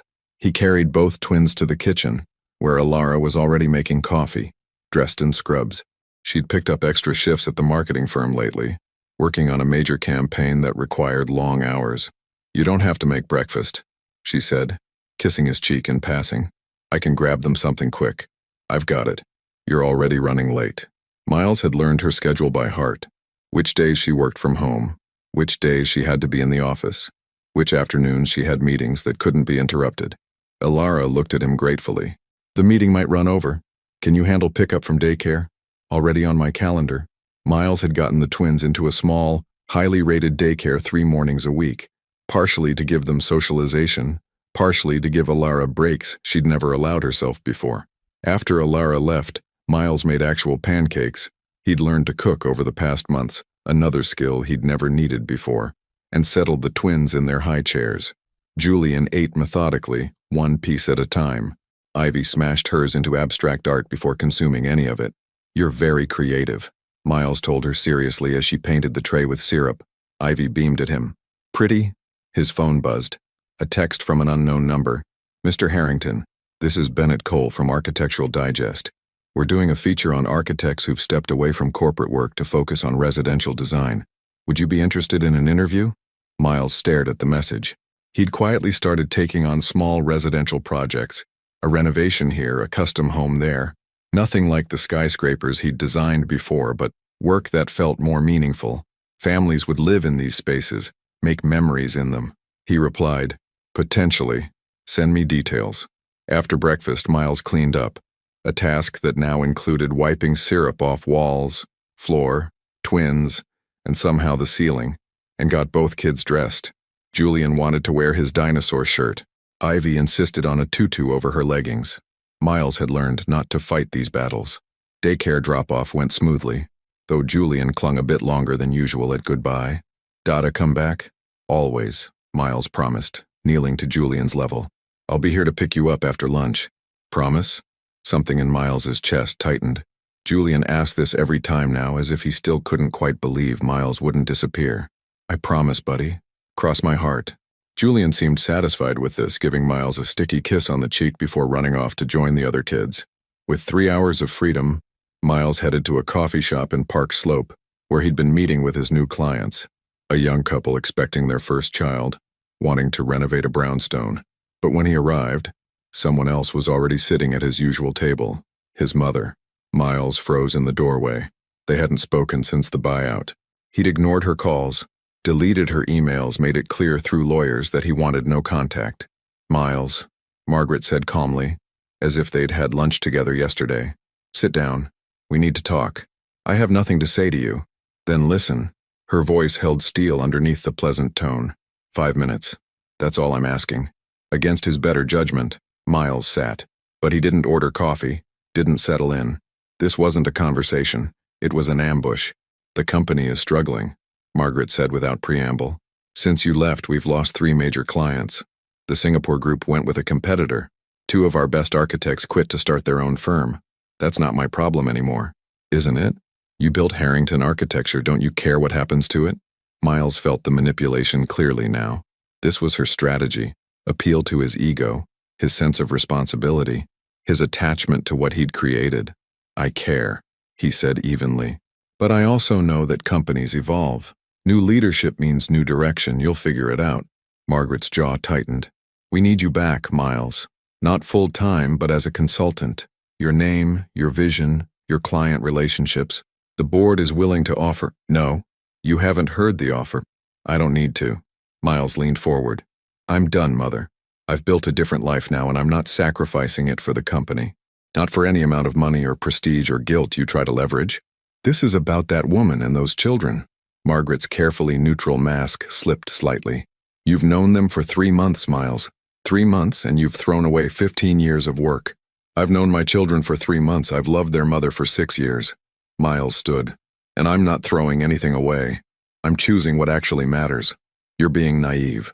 This domestic fantasy you're living, it won't last. Eventually you'll wake up and realize you've traded an empire for playing house with someone who kept your children's secret from you." The accusation hung in the air, designed to plant doubt, to poison what he was building with Alara. "She kept them secret to protect them," Miles said quietly, "from exactly this kind of toxicity. And honestly, I don't blame her." He walked out before his mother could respond, his hands shaking with suppressed anger. In the car, he sat for a moment, breathing deeply, reminding himself that she was wrong, that this life he'd chosen was real and good and worth every sacrifice. His phone rang. Alara's name. "Hey," he answered, forcing brightness into his voice. "Miss me already? Miles, I need you to come to my office." Her voice was tight, wrong. "Now, please." Fear spiked through him. "What's wrong? Are you okay?" "Just come. I'll explain when you get here."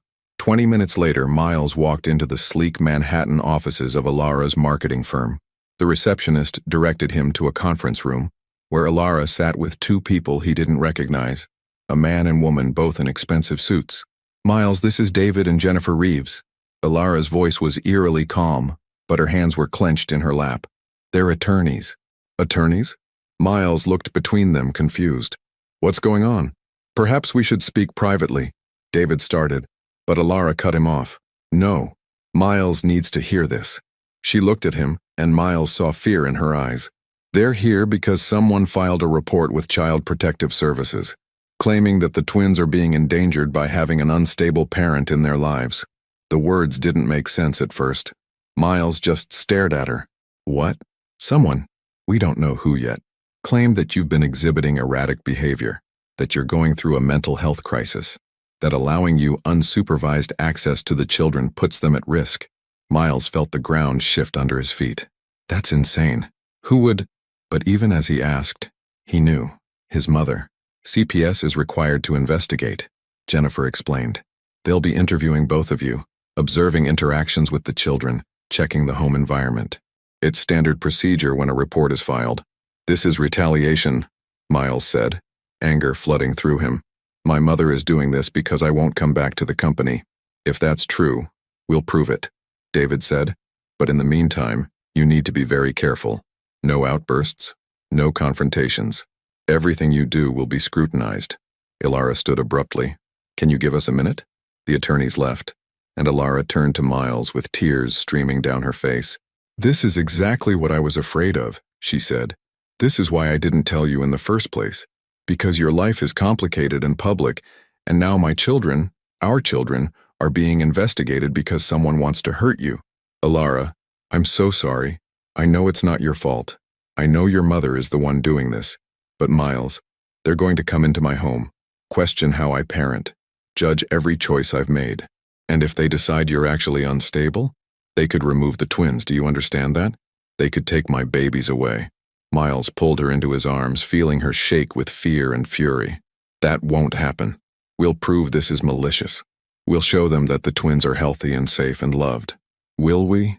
Ilara pulled back, looking up at him. Because your mother clearly has resources and connections and a story about you having a breakdown. What do we have? The truth. And each other. Ilara laughed bitterly. The truth is you quit your job after finding out about secret children, and I'm a single mother who kept those children from their father for 2 years.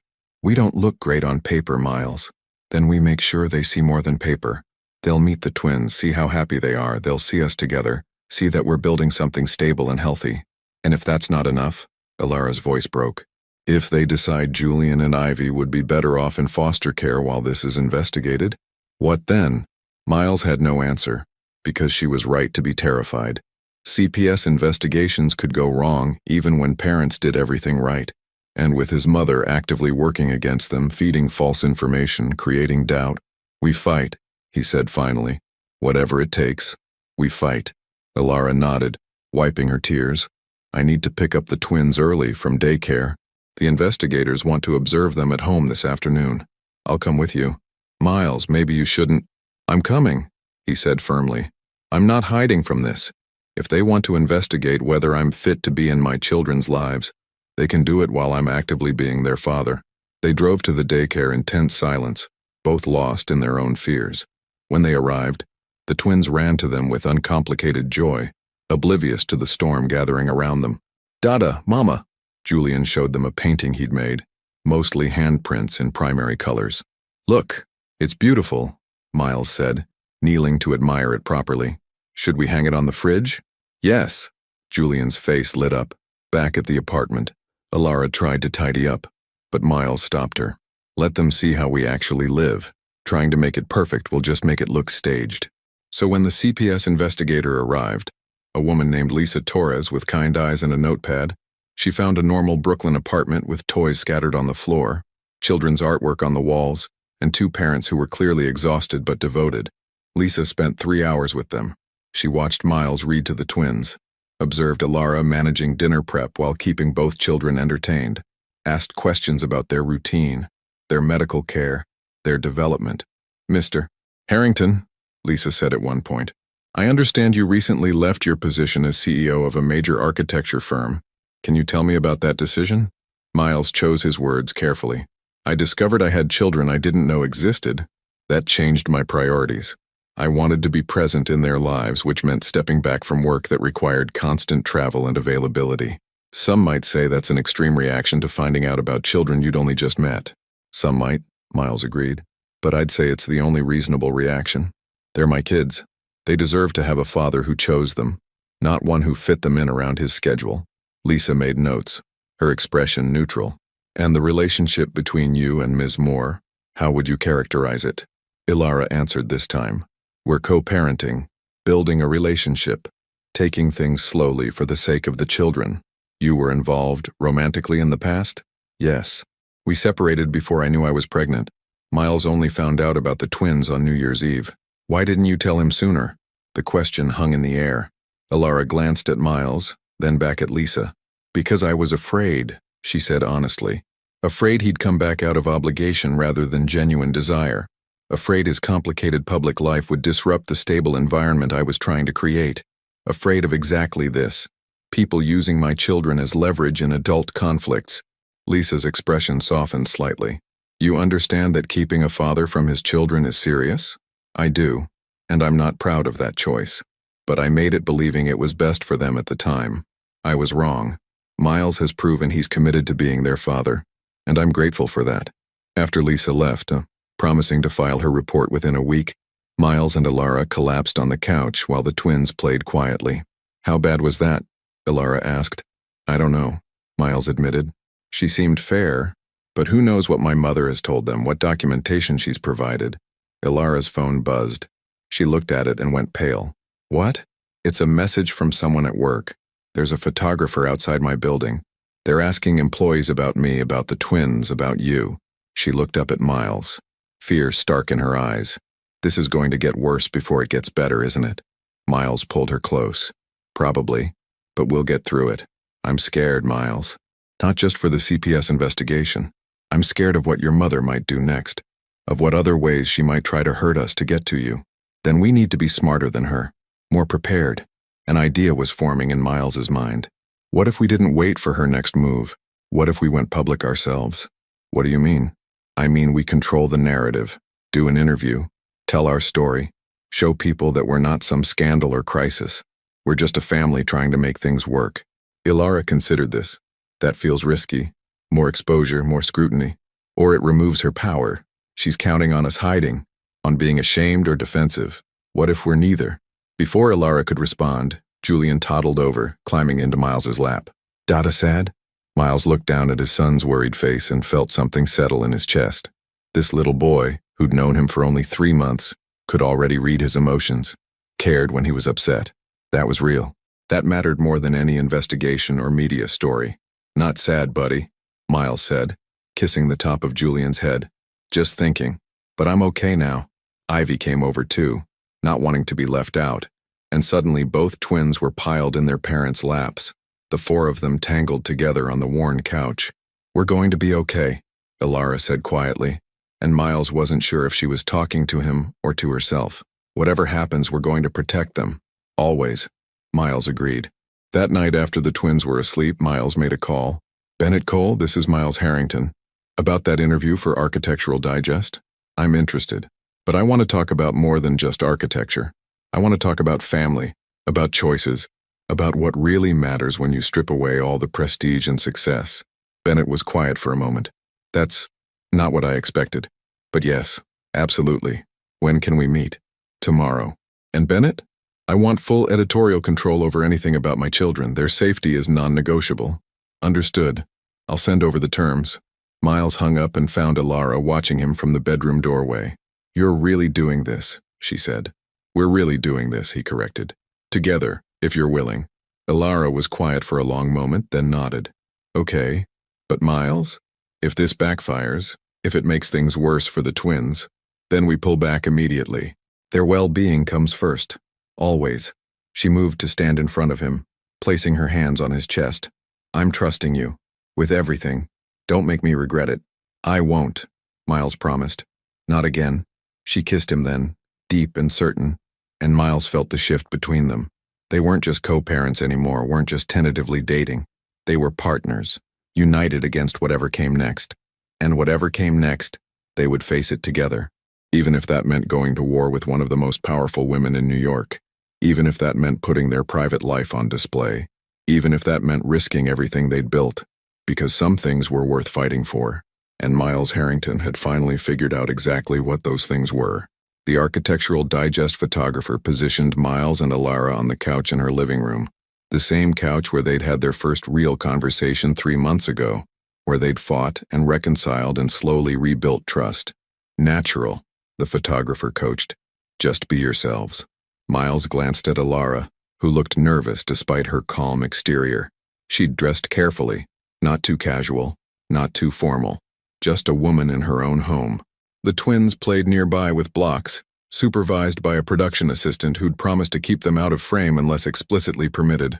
Bennett Cole sat across from them with a recording device, his expression professional but curious. Ready? Miles reached for Ilara's hand. Ready? Let's start with the obvious question. Bennett began. Miles, you walked away from a billion-dollar company you built from nothing. Why? Because I finally understood what success actually means, Miles said. For years I measured it in buildings and deals and quarterly earnings. Then I discovered I had 2 children I didn't know existed. And suddenly, none of that mattered. The only measurement that counted was whether I could be the father they deserved. Some people have suggested this was an impulsive decision. A midlife crisis, perhaps. Miles felt Ilara's hand tighten in his. Some people want to believe that because it's easier than accepting that someone might choose family over fortune. But this wasn't impulsive. It was the most deliberate choice I've ever made. Ilara, Bennett turned to her. You raised the twins alone for nearly 2 years. That couldn't have been easy. It wasn't, Ilara said quietly. There were nights when I didn't think I'd make it to morning. When both babies were sick and crying, and I was running on 3 hours of sleep over 2 days. But I also had moments of pure joy. First steps, first words. First time they made each other laugh.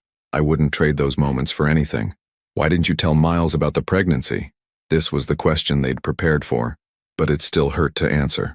Ilara looked at Miles, drawing strength from his steady presence. Because I loved him too much to trap him, she said. We'd separated for good reasons. Incompatible priorities. Different visions for the future. Finding out I was pregnant felt like forcing a choice on him that he wasn't ready to make. I thought I was protecting everyone by handling it alone. And now? Bennett asked. Do you regret that decision? Yes and no, Ilara admitted. I regret that Julian and Miles missed those first months together. But I don't regret giving Miles the space to choose fatherhood genuinely, not out of obligation. When he found out on New Year's Eve, he could have walked away, sent money, maintained distance. Instead, he chose to be present. That choice means everything. Bennett turned back to Miles. There are reports that your mother, Margaret Harrington, filed a complaint with Child Protective Services. Care to comment? Miles had debated whether to address this directly. His lawyers had advised against it. But Ilara deserved the truth to be public, deserved not to carry this burden in silence. My mother disagrees with my life choices, Miles said carefully. She believes I'm making a mistake by stepping away from the company.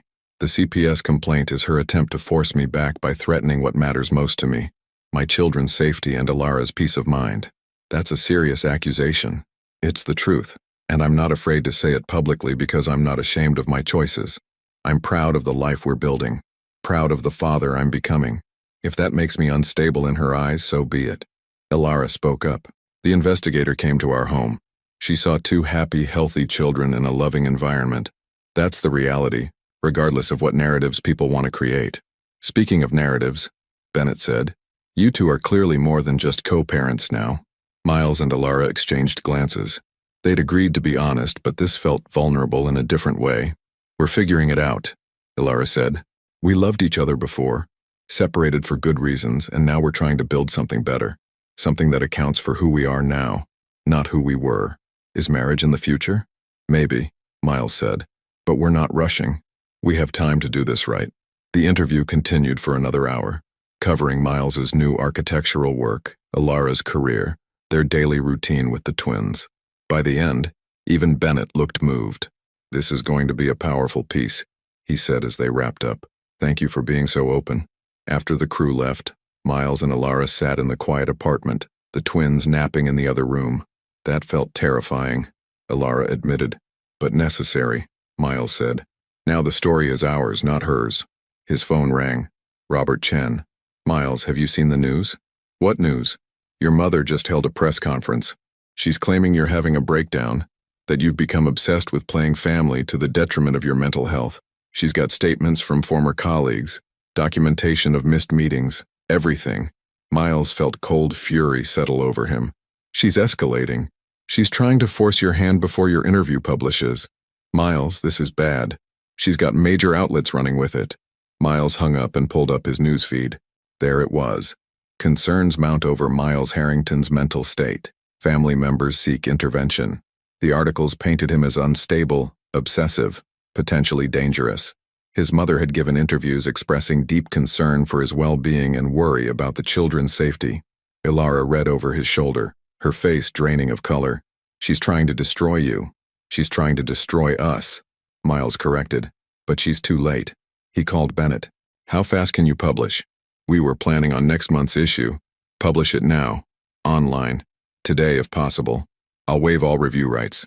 Just get our story out before hers takes hold. Miles, that's risky. Do it, please. 6 hours later, as Miles and Ilara were putting the twins to bed, the article went live. Miles Harrington on Leaving It All Behind. A conversation about fatherhood, love, and what really matters. The photos were beautiful.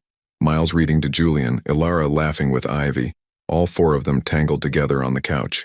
The interview was raw and honest, showing not a man in crisis, but a man who'd finally found clarity. Within an hour, it had gone viral. Within 3 hours, the narrative began to shift. People saw through Margaret's manipulation. They saw a father choosing his children, a woman protecting her family, a couple trying to build something real. Miles's phone exploded with messages of support. Former clients, old friends, people he hadn't heard from in years all saying the same thing. Good for you. This is what matters. But the most important message came from Lisa Torres, the CPS investigator. Investigation closed. No evidence of endangerment. Children are clearly thriving. Case dismissed. Ilara burst into tears when Miles showed her the email. It's over. They can't take them. Miles held her while she cried, relief and exhaustion finally breaking through her carefully maintained composure. We're safe, he murmured. We're all safe. The next morning, Miles's doorbell rang at his penthouse. He still owned it, though he rarely stayed there anymore. When he opened it, his mother stood there looking older than he'd ever seen her. May I come in? Miles almost said no, but something in her expression made him step aside. Margaret walked to the windows overlooking Central Park, the same view Miles had stared at countless times while building his empire. You won, she said quietly. The board voted this morning to accept my resignation. The publicity around the CPS complaint backfired spectacularly. I'm out. Miles waited, not trusting himself to speak. I thought I was protecting you, Margaret continued, from making a mistake, from throwing away everything you'd worked for. But I see now that I was really protecting myself, my vision of who you should be, my need to control the legacy I helped you build. She turned to face him. I was wrong, Miles. About the company, about those children, about that woman. I see that now. Do you? Miles kept his voice neutral. Or are you just saying what you think I want to hear? I don't expect forgiveness. I don't even deserve the chance to know my grandchildren. Margaret's voice cracked slightly. But I want you to know that I'm sorry. Truly sorry. And if there's ever a time when you're ready to let me try to be a better mother and grandmother, I'll be waiting. She left before Miles could respond, the door closing softly behind her. Miles stood alone in the penthouse that had once been his whole world, looking out at the city that had defined him for so long. Then he pulled out his phone and called Ilara. Hey, she answered. Everything okay? My mother just came by. Resigned from the company. Apologized. Do you believe her? Miles considered this. I don't know. Maybe. Eventually. But right now, I'm more interested in getting back to Brooklyn. Julian promised to show me his new block tower and I don't want to be late. He could hear the smile in Ilara's voice. Then you better hurry. You know how he gets when Dada's late. I'm on my way. Miles grabbed his keys and took one last look at the penthouse. This had been his castle, his fortress, his proof that he'd made it. But home was a one-bedroom apartment in Brooklyn with crayon marks on the walls and toys scattered on the floor. Home was a woman who'd trusted him when he didn't deserve it, and 2 children who called him Dada with uncomplicated love.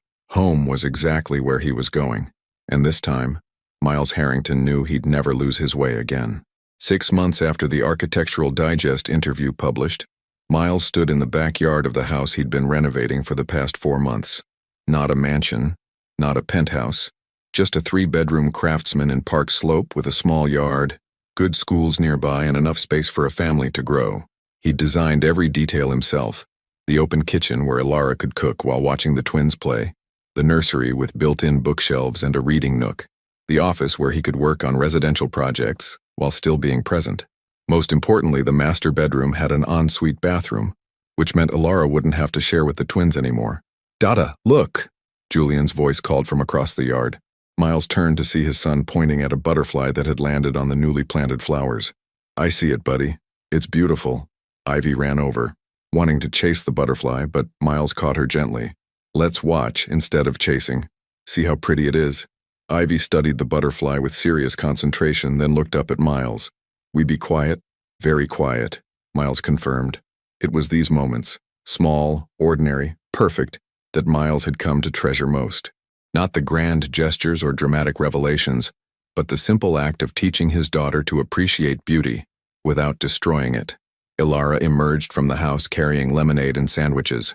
She'd moved in 2 weeks ago, after months of careful steps forward, of proving that this time was different, that they were building something sustainable. Lunch is ready, she called. Wash your hands first. The twins ran to the outdoor faucet Miles had installed specifically for this purpose.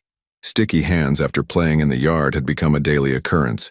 Miles watched them help each other reach the water, Julian lifting Ivy slightly so she could wash properly. They'd grown so much in 6 months. Julian was speaking in full sentences now, asking endless questions about how things worked. Ivy had developed a stubborn streak and a laugh that could light up a room. They fought over toys and hugged fiercely when one was upset. They were siblings, best friends, wholly themselves, and they were his. You're doing it again, Ilara said softly, coming to stand beside him. Doing what? Looking at them like you can't quite believe they're real. Miles smiled. Can you blame me? Sometimes I still wake up thinking this is a dream, that I'll open my eyes and be back in that penthouse alone, having missed all of this. Ilara leaned against his shoulder. Well, you're not. You're here. They're real. We're real. After lunch, while the twins napped inside, their new bedroom had blackout curtains and a sound machine, luxuries Ilara's old apartment had never afforded. Miles found Ilara in the kitchen, washing dishes. Leave them, he said. I want to show you something. He led her upstairs to the master bedroom, where he'd been working on a surprise. The room was finished now.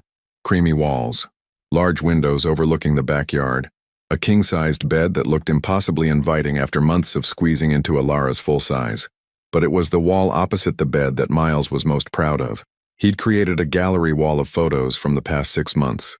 The twins' second birthday party, the 4 of them at Coney Island, Julian's first day at preschool, Ivy covered in paint during an art project, Miles and Ilara dancing in the kitchen while the twins laughed. A life documented, a family preserved. Ilara's hand went to her mouth. Miles, I know we've been taking things slow, Miles said, turning to face her. I know we agreed no rushing, no pressure. But Ilara, I need you to know something. He took her hands, his heart pounding harder than it ever had in any boardroom. 6 months ago, I thought I was choosing between my career and my family, but I wasn't. I was choosing between existing and actually living, between success and significance, between being important and being loved. Tears were already forming in Ilara's eyes. You gave me a chance I didn't deserve. You let me prove that I could be more than the man who put work first. And every single day when I see our children happy and healthy, when I watch you trust me with them, when I get to fall asleep next to you and wake up to this life, I know I made the right choice. Miles reached into his pocket, pulling out a small velvet box. Ilara's breath caught. I'm not asking because it's expected, or because we have kids together, or because it makes a good story, Miles said, opening the box to reveal a simple platinum band with a single diamond. I'm asking because I want to spend the rest of my life choosing you, every day, in every way, even when it's hard, especially when it's hard. He dropped to one knee, and Ilara's tears spilled over. Ilara Moore, will you marry me? For a moment, Ilara just stared at him, tears streaming down her face. Then she laughed, that beautiful, uninhibited laugh he'd fallen in love with 6 years ago. You're proposing in an empty bedroom while our children nap downstairs, she said. I am. It's so perfectly us. She pulled him to his feet, cupping his face in her hands. Yes, yes, I'll marry you. 1,000 times yes. Miles slipped the ring onto her finger and she kissed him, deep and certain and full of promise. When they pulled apart, both were crying and laughing at the same time. I love you, Ilara whispered. I never stopped loving you, even when I was trying to. I love you too. Always have. Always will. A small voice from the doorway interrupted them. Mama? Dada? They turned to find Julian standing there, rubbing his eyes, Ivy right behind him. Both looked confused but curious about why their parents were crying and hugging. Miles scooped up Julian while Ilara grabbed Ivy, and suddenly all 4 of them were tangled together in the middle of their new bedroom, in their new house, at the beginning of their new life. We have something to tell you, Ilara said to the twins. Dada asked Mama to marry him. We're going to be a family. Officially. Julian looked between them seriously. We not family now? Miles laughed. We're family now, buddy. But this makes it extra official. Okay, Julian said, satisfied with this answer. Can we have cake? Why would we have cake? Ilara asked. People have cake when happy, Julian explained with the logic of a 2.5-year-old. You happy, so cake. Miles and Ilara burst out laughing. You know what? He's right. Let's go get cake. They piled into the car. Miles had traded his luxury sedan for an SUV with proper car seats and drove to their favorite bakery in Brooklyn, the one where they'd taken the twins for their birthday, where the owner knew their order by heart. As they sat at a small table watching Julian and Ivy devour chocolate cake with more enthusiasm than technique, Miles reached across and took Ilara's hand. Thank you, he said quietly. For what? For giving me a second chance? For believing I could change for these 2 perfect, messy, beautiful children? For this life? Ilara squeezed his hand. Thank you for choosing it. For choosing us. Not everyone would have. Everyone else is missing out. Miles said, watching Ivy try to feed Julian a bite of cake and mostly miss his mouth. This is everything. That night, after the twins were bathed and in bed, in their new room with the blackout curtains and the mural Miles had painted of a forest with hidden animals, Miles and Alara stood in the doorway, watching them sleep. "You know what I just realized?" Alara whispered. "What?" "A year ago, I was alone in a one-bedroom apartment, convinced I'd made the right choice keeping them from you. Convinced I was protecting everyone by handling everything myself. And now? Now I can't imagine doing this without you." She turned to look at him. "You've become such an incredible father, Miles. They're so lucky to have you." "I'm the lucky one," Miles said, pulling her close. "All of this, you, them, this life, it's more than I ever thought I deserved." "You deserve it," Alara said firmly. "You earned it. By showing up, day after day, even when it was hard, by choosing love over ego, by being brave enough to change." They went to their own room, in their house with their children sleeping safely down the hall, and Miles felt a peace he'd never experienced before. He'd spent 15 years building an empire, measuring success in dollars and deals and buildings that touched the sky. But lying there with Alara in his arms, knowing his children were safe and loved, knowing he'd get to wake up tomorrow and do this all over again, that was the real empire. That was the only success that mattered. And Miles Harrington, former CEO, current father and fiancé, had finally figured out what it meant to have it all. Not everything. Just the things that were real.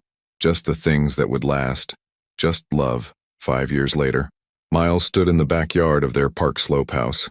Bigger now, with an addition he'd designed himself to accommodate their growing family, watching chaos unfold with the kind of calm that only came from experience. Julian, now 7.5, was attempting to teach his younger sister, 3-year-old Sophie, how to kick a soccer ball. Ivy, also 7.5, was in the treehouse Miles had built last summer, reading a book and occasionally shouting down corrections to her twin brother's coaching technique. "Julian, you're confusing her," Ivy called. "Sophie, just kick it, don't think so much." "I am teaching her proper form," Julian shouted back with the indignation of someone whose expertise was being questioned. Sophie, caught between her older siblings' advice, simply picked up the ball with her hands and ran with it, laughing as Julian chased her. Miles smiled, making mental notes for the chaos. This was his life now. Beautiful, loud, completely imperfect. Alara emerged from the house, her hair pulled back in a messy bun, wearing paint-splattered jeans from the mural project she'd been working on in Sophie's room. She'd left the marketing firm 3 years ago to start her own design studio, working from the converted garage office Miles had built for her. "Your mother just called," Alara said, settling beside Miles on the porch swing he'd installed 2 years ago. "She wants to confirm Sunday dinner and asked if Sophie has any food preferences she should know about." Miles still marveled at this sometimes. His mother, who'd once tried to destroy them, now asking about his youngest daughter's dietary preferences. The reconciliation had been slow, painful, requiring family therapy and countless difficult conversations. But Margaret had done the work, proven through consistent action that she'd changed. She'd never get back the first years with the twins, but she was building something real with them now. And with Sophie, born 2 years after the wedding, Margaret had been present from the beginning, cautious, respectful of boundaries, but genuinely loving. "Sophie's in a chicken nugget phase," Miles said, "though she'll eat anything if Ivy's eating it." "That twin worship is real," Alara laughed. "Remember when Julian convinced Ivy that broccoli was tiny trees and she ate a whole plate? And then told everyone at preschool that her brother was a vegetable wizard." They sat in comfortable silence, watching their children play. This was Miles's favorite time of day. Late afternoon sun, everyone home, no urgent deadlines or crises, just family existing together. His phone buzzed. A text from Robert Chen. "New harbor project approved. Board wants to know if you're interested in consulting. Your choice, no pressure." Miles had maintained a consulting relationship with Harrington Architecture, now Chen Whitmore Architecture, after Robert and Patricia took over leadership. He took on maybe 3 projects a year, always on his terms, always with clear boundaries about availability. He typed back, "Send me the details. If timeline works with Sophie's preschool schedule, I'm interested." "Work?" Alara asked, reading over his shoulder. A habit from 5 years of complete transparency with each other. "Maybe. Harbor project. Could be interesting. But Sophie starts gymnastics next month, and Julian has that science fair thing. And Ivy's birthday party is coming up. Miles smiled. So we'll see if it fits. Look at you, prioritizing family schedules over billion-dollar projects, Elara teased, but her eyes were warm. Who are you and what have you done with Miles Harrington? Miles Harrington learned that billion-dollar projects will always be there, but Sophie being 3, Julian being 7, Ivy's first chapter book obsession, these are happening right now, and I'm not missing them. Elara leaned her head on his shoulder. You know what I was thinking about today? What? That night on New Year's Eve, when you saw me with the twins for the first time. Her voice went soft with memory. I was so terrified, certain you'd be angry or worse, indifferent. I'd played out 1,000 scenarios in my head and none of them ended well. And now? Now we're sitting here with 3 kids, a mortgage, and a mother-in-law who bakes cookies every Sunday. Elara laughed. It's so far from any scenario I imagined, it's better. Miles pulled her closer. Do you ever regret not telling me sooner? Think about how different things might have been if I'd known from the beginning. Elara was quiet for a moment, considering. Sometimes I wonder. But Miles, I don't think you were ready then. I don't think I was ready for you to be ready, if that makes sense. We both needed to grow into the people who could build this. She gestured at the house, the yard, their children playing. Maybe everything happened exactly when it was supposed to. Even the hard parts? Especially the hard parts. They made us strong enough to handle this, to handle each other. Sophie ran over, breathless and grass-stained. Mama, Dada. Julian says I can't be on his soccer team because I'm too little, but Ivy says girls can do anything boys can do, and now they're fighting and… Whoa, slow down, sweetheart, Miles said, lifting Sophie into his lap. Let's break this down. First, you're not too little. Second, Ivy's right that girls can do anything boys can do. But third, maybe you don't want to be on Julian's team. Maybe you want your own team. Sophie's eyes lit up. My own team? Sure. Team Sophie. Population. You. Motto. Having fun is more important than winning. Can Ivy be on my team? If she wants to be. Sophie scrambled down and ran back to her siblings. Ivy, Dada says we can make our own team.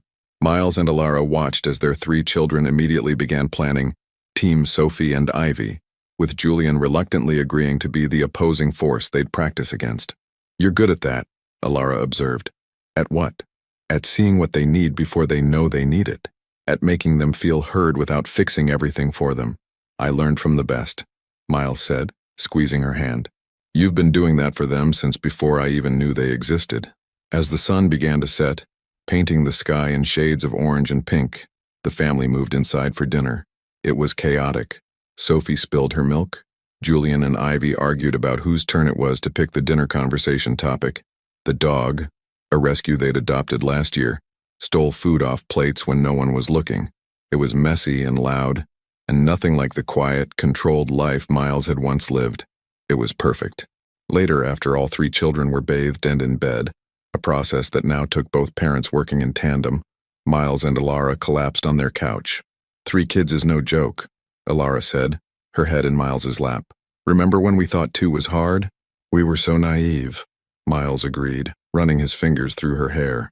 Should we tell them? Elara's hand moved to her still, flat stomach, a secret smile on her face. Not yet. Let's keep it just ours for a little while longer. A baby number 4 discovered just last week. Unplanned but already loved. Another adventure in a life that had become one beautiful adventure after another. 4 kids, Miles marveled. My mother's going to lose her mind. Your mother's going to be thrilled and you know it. Yeah, Miles admitted. She really will be. He thought about the man he'd been 5 years ago. Driven, successful, hollow.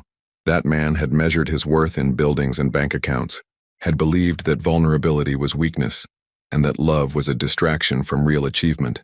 That man had been so wrong about everything that mattered. Miles? Elara's voice pulled him from his thoughts. Do you ever miss it? The company, the prestige, being important? Miles looked around their living room. Toys scattered despite their best efforts to clean up. Crayon drawings taped to the walls. Photos of their growing family covering every surface. Through the baby monitor, he could hear Julian talking in his sleep. Something about soccer strategies. I am important, Miles said quietly. To 3, soon to be 4, little people who think I hung the moon. To a woman who trusted me when I didn't deserve it. To a family that wouldn't exist if I'd chosen differently. He looked down at Elara, this woman who'd changed everything. The company made me successful. But this makes me significant. And there's a world of difference between the two. Ilara's eyes filled with tears. When did you get so wise?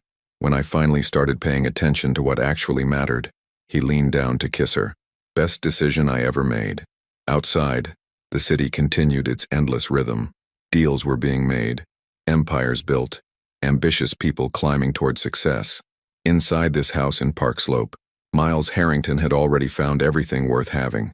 Not in boardrooms or bank accounts, but in sticky kisses and bedtime stories. In a wife who challenged him to be better. In children who loved him not for what he could provide, but for who he chose to be. In ordinary moments that added up to an extraordinary life. He'd lost an empire and gained a world. Looking back at Miles and Ilara's journey, from that frozen moment on New Year's Eve to this beautiful, chaotic family life, what choice would you have made? Would you have chosen love over legacy, family over fortune? Would you have had the courage to start over, to trust again, to build something real from broken pieces? Your participation means a lot to the channel. Please share your thoughts in the comments. Thank you for watching. If you enjoyed the story, please subscribe to our channel and leave a comment below letting us know what you thought. Your feedback and support mean a lot to us. Stay tuned for more exciting stories.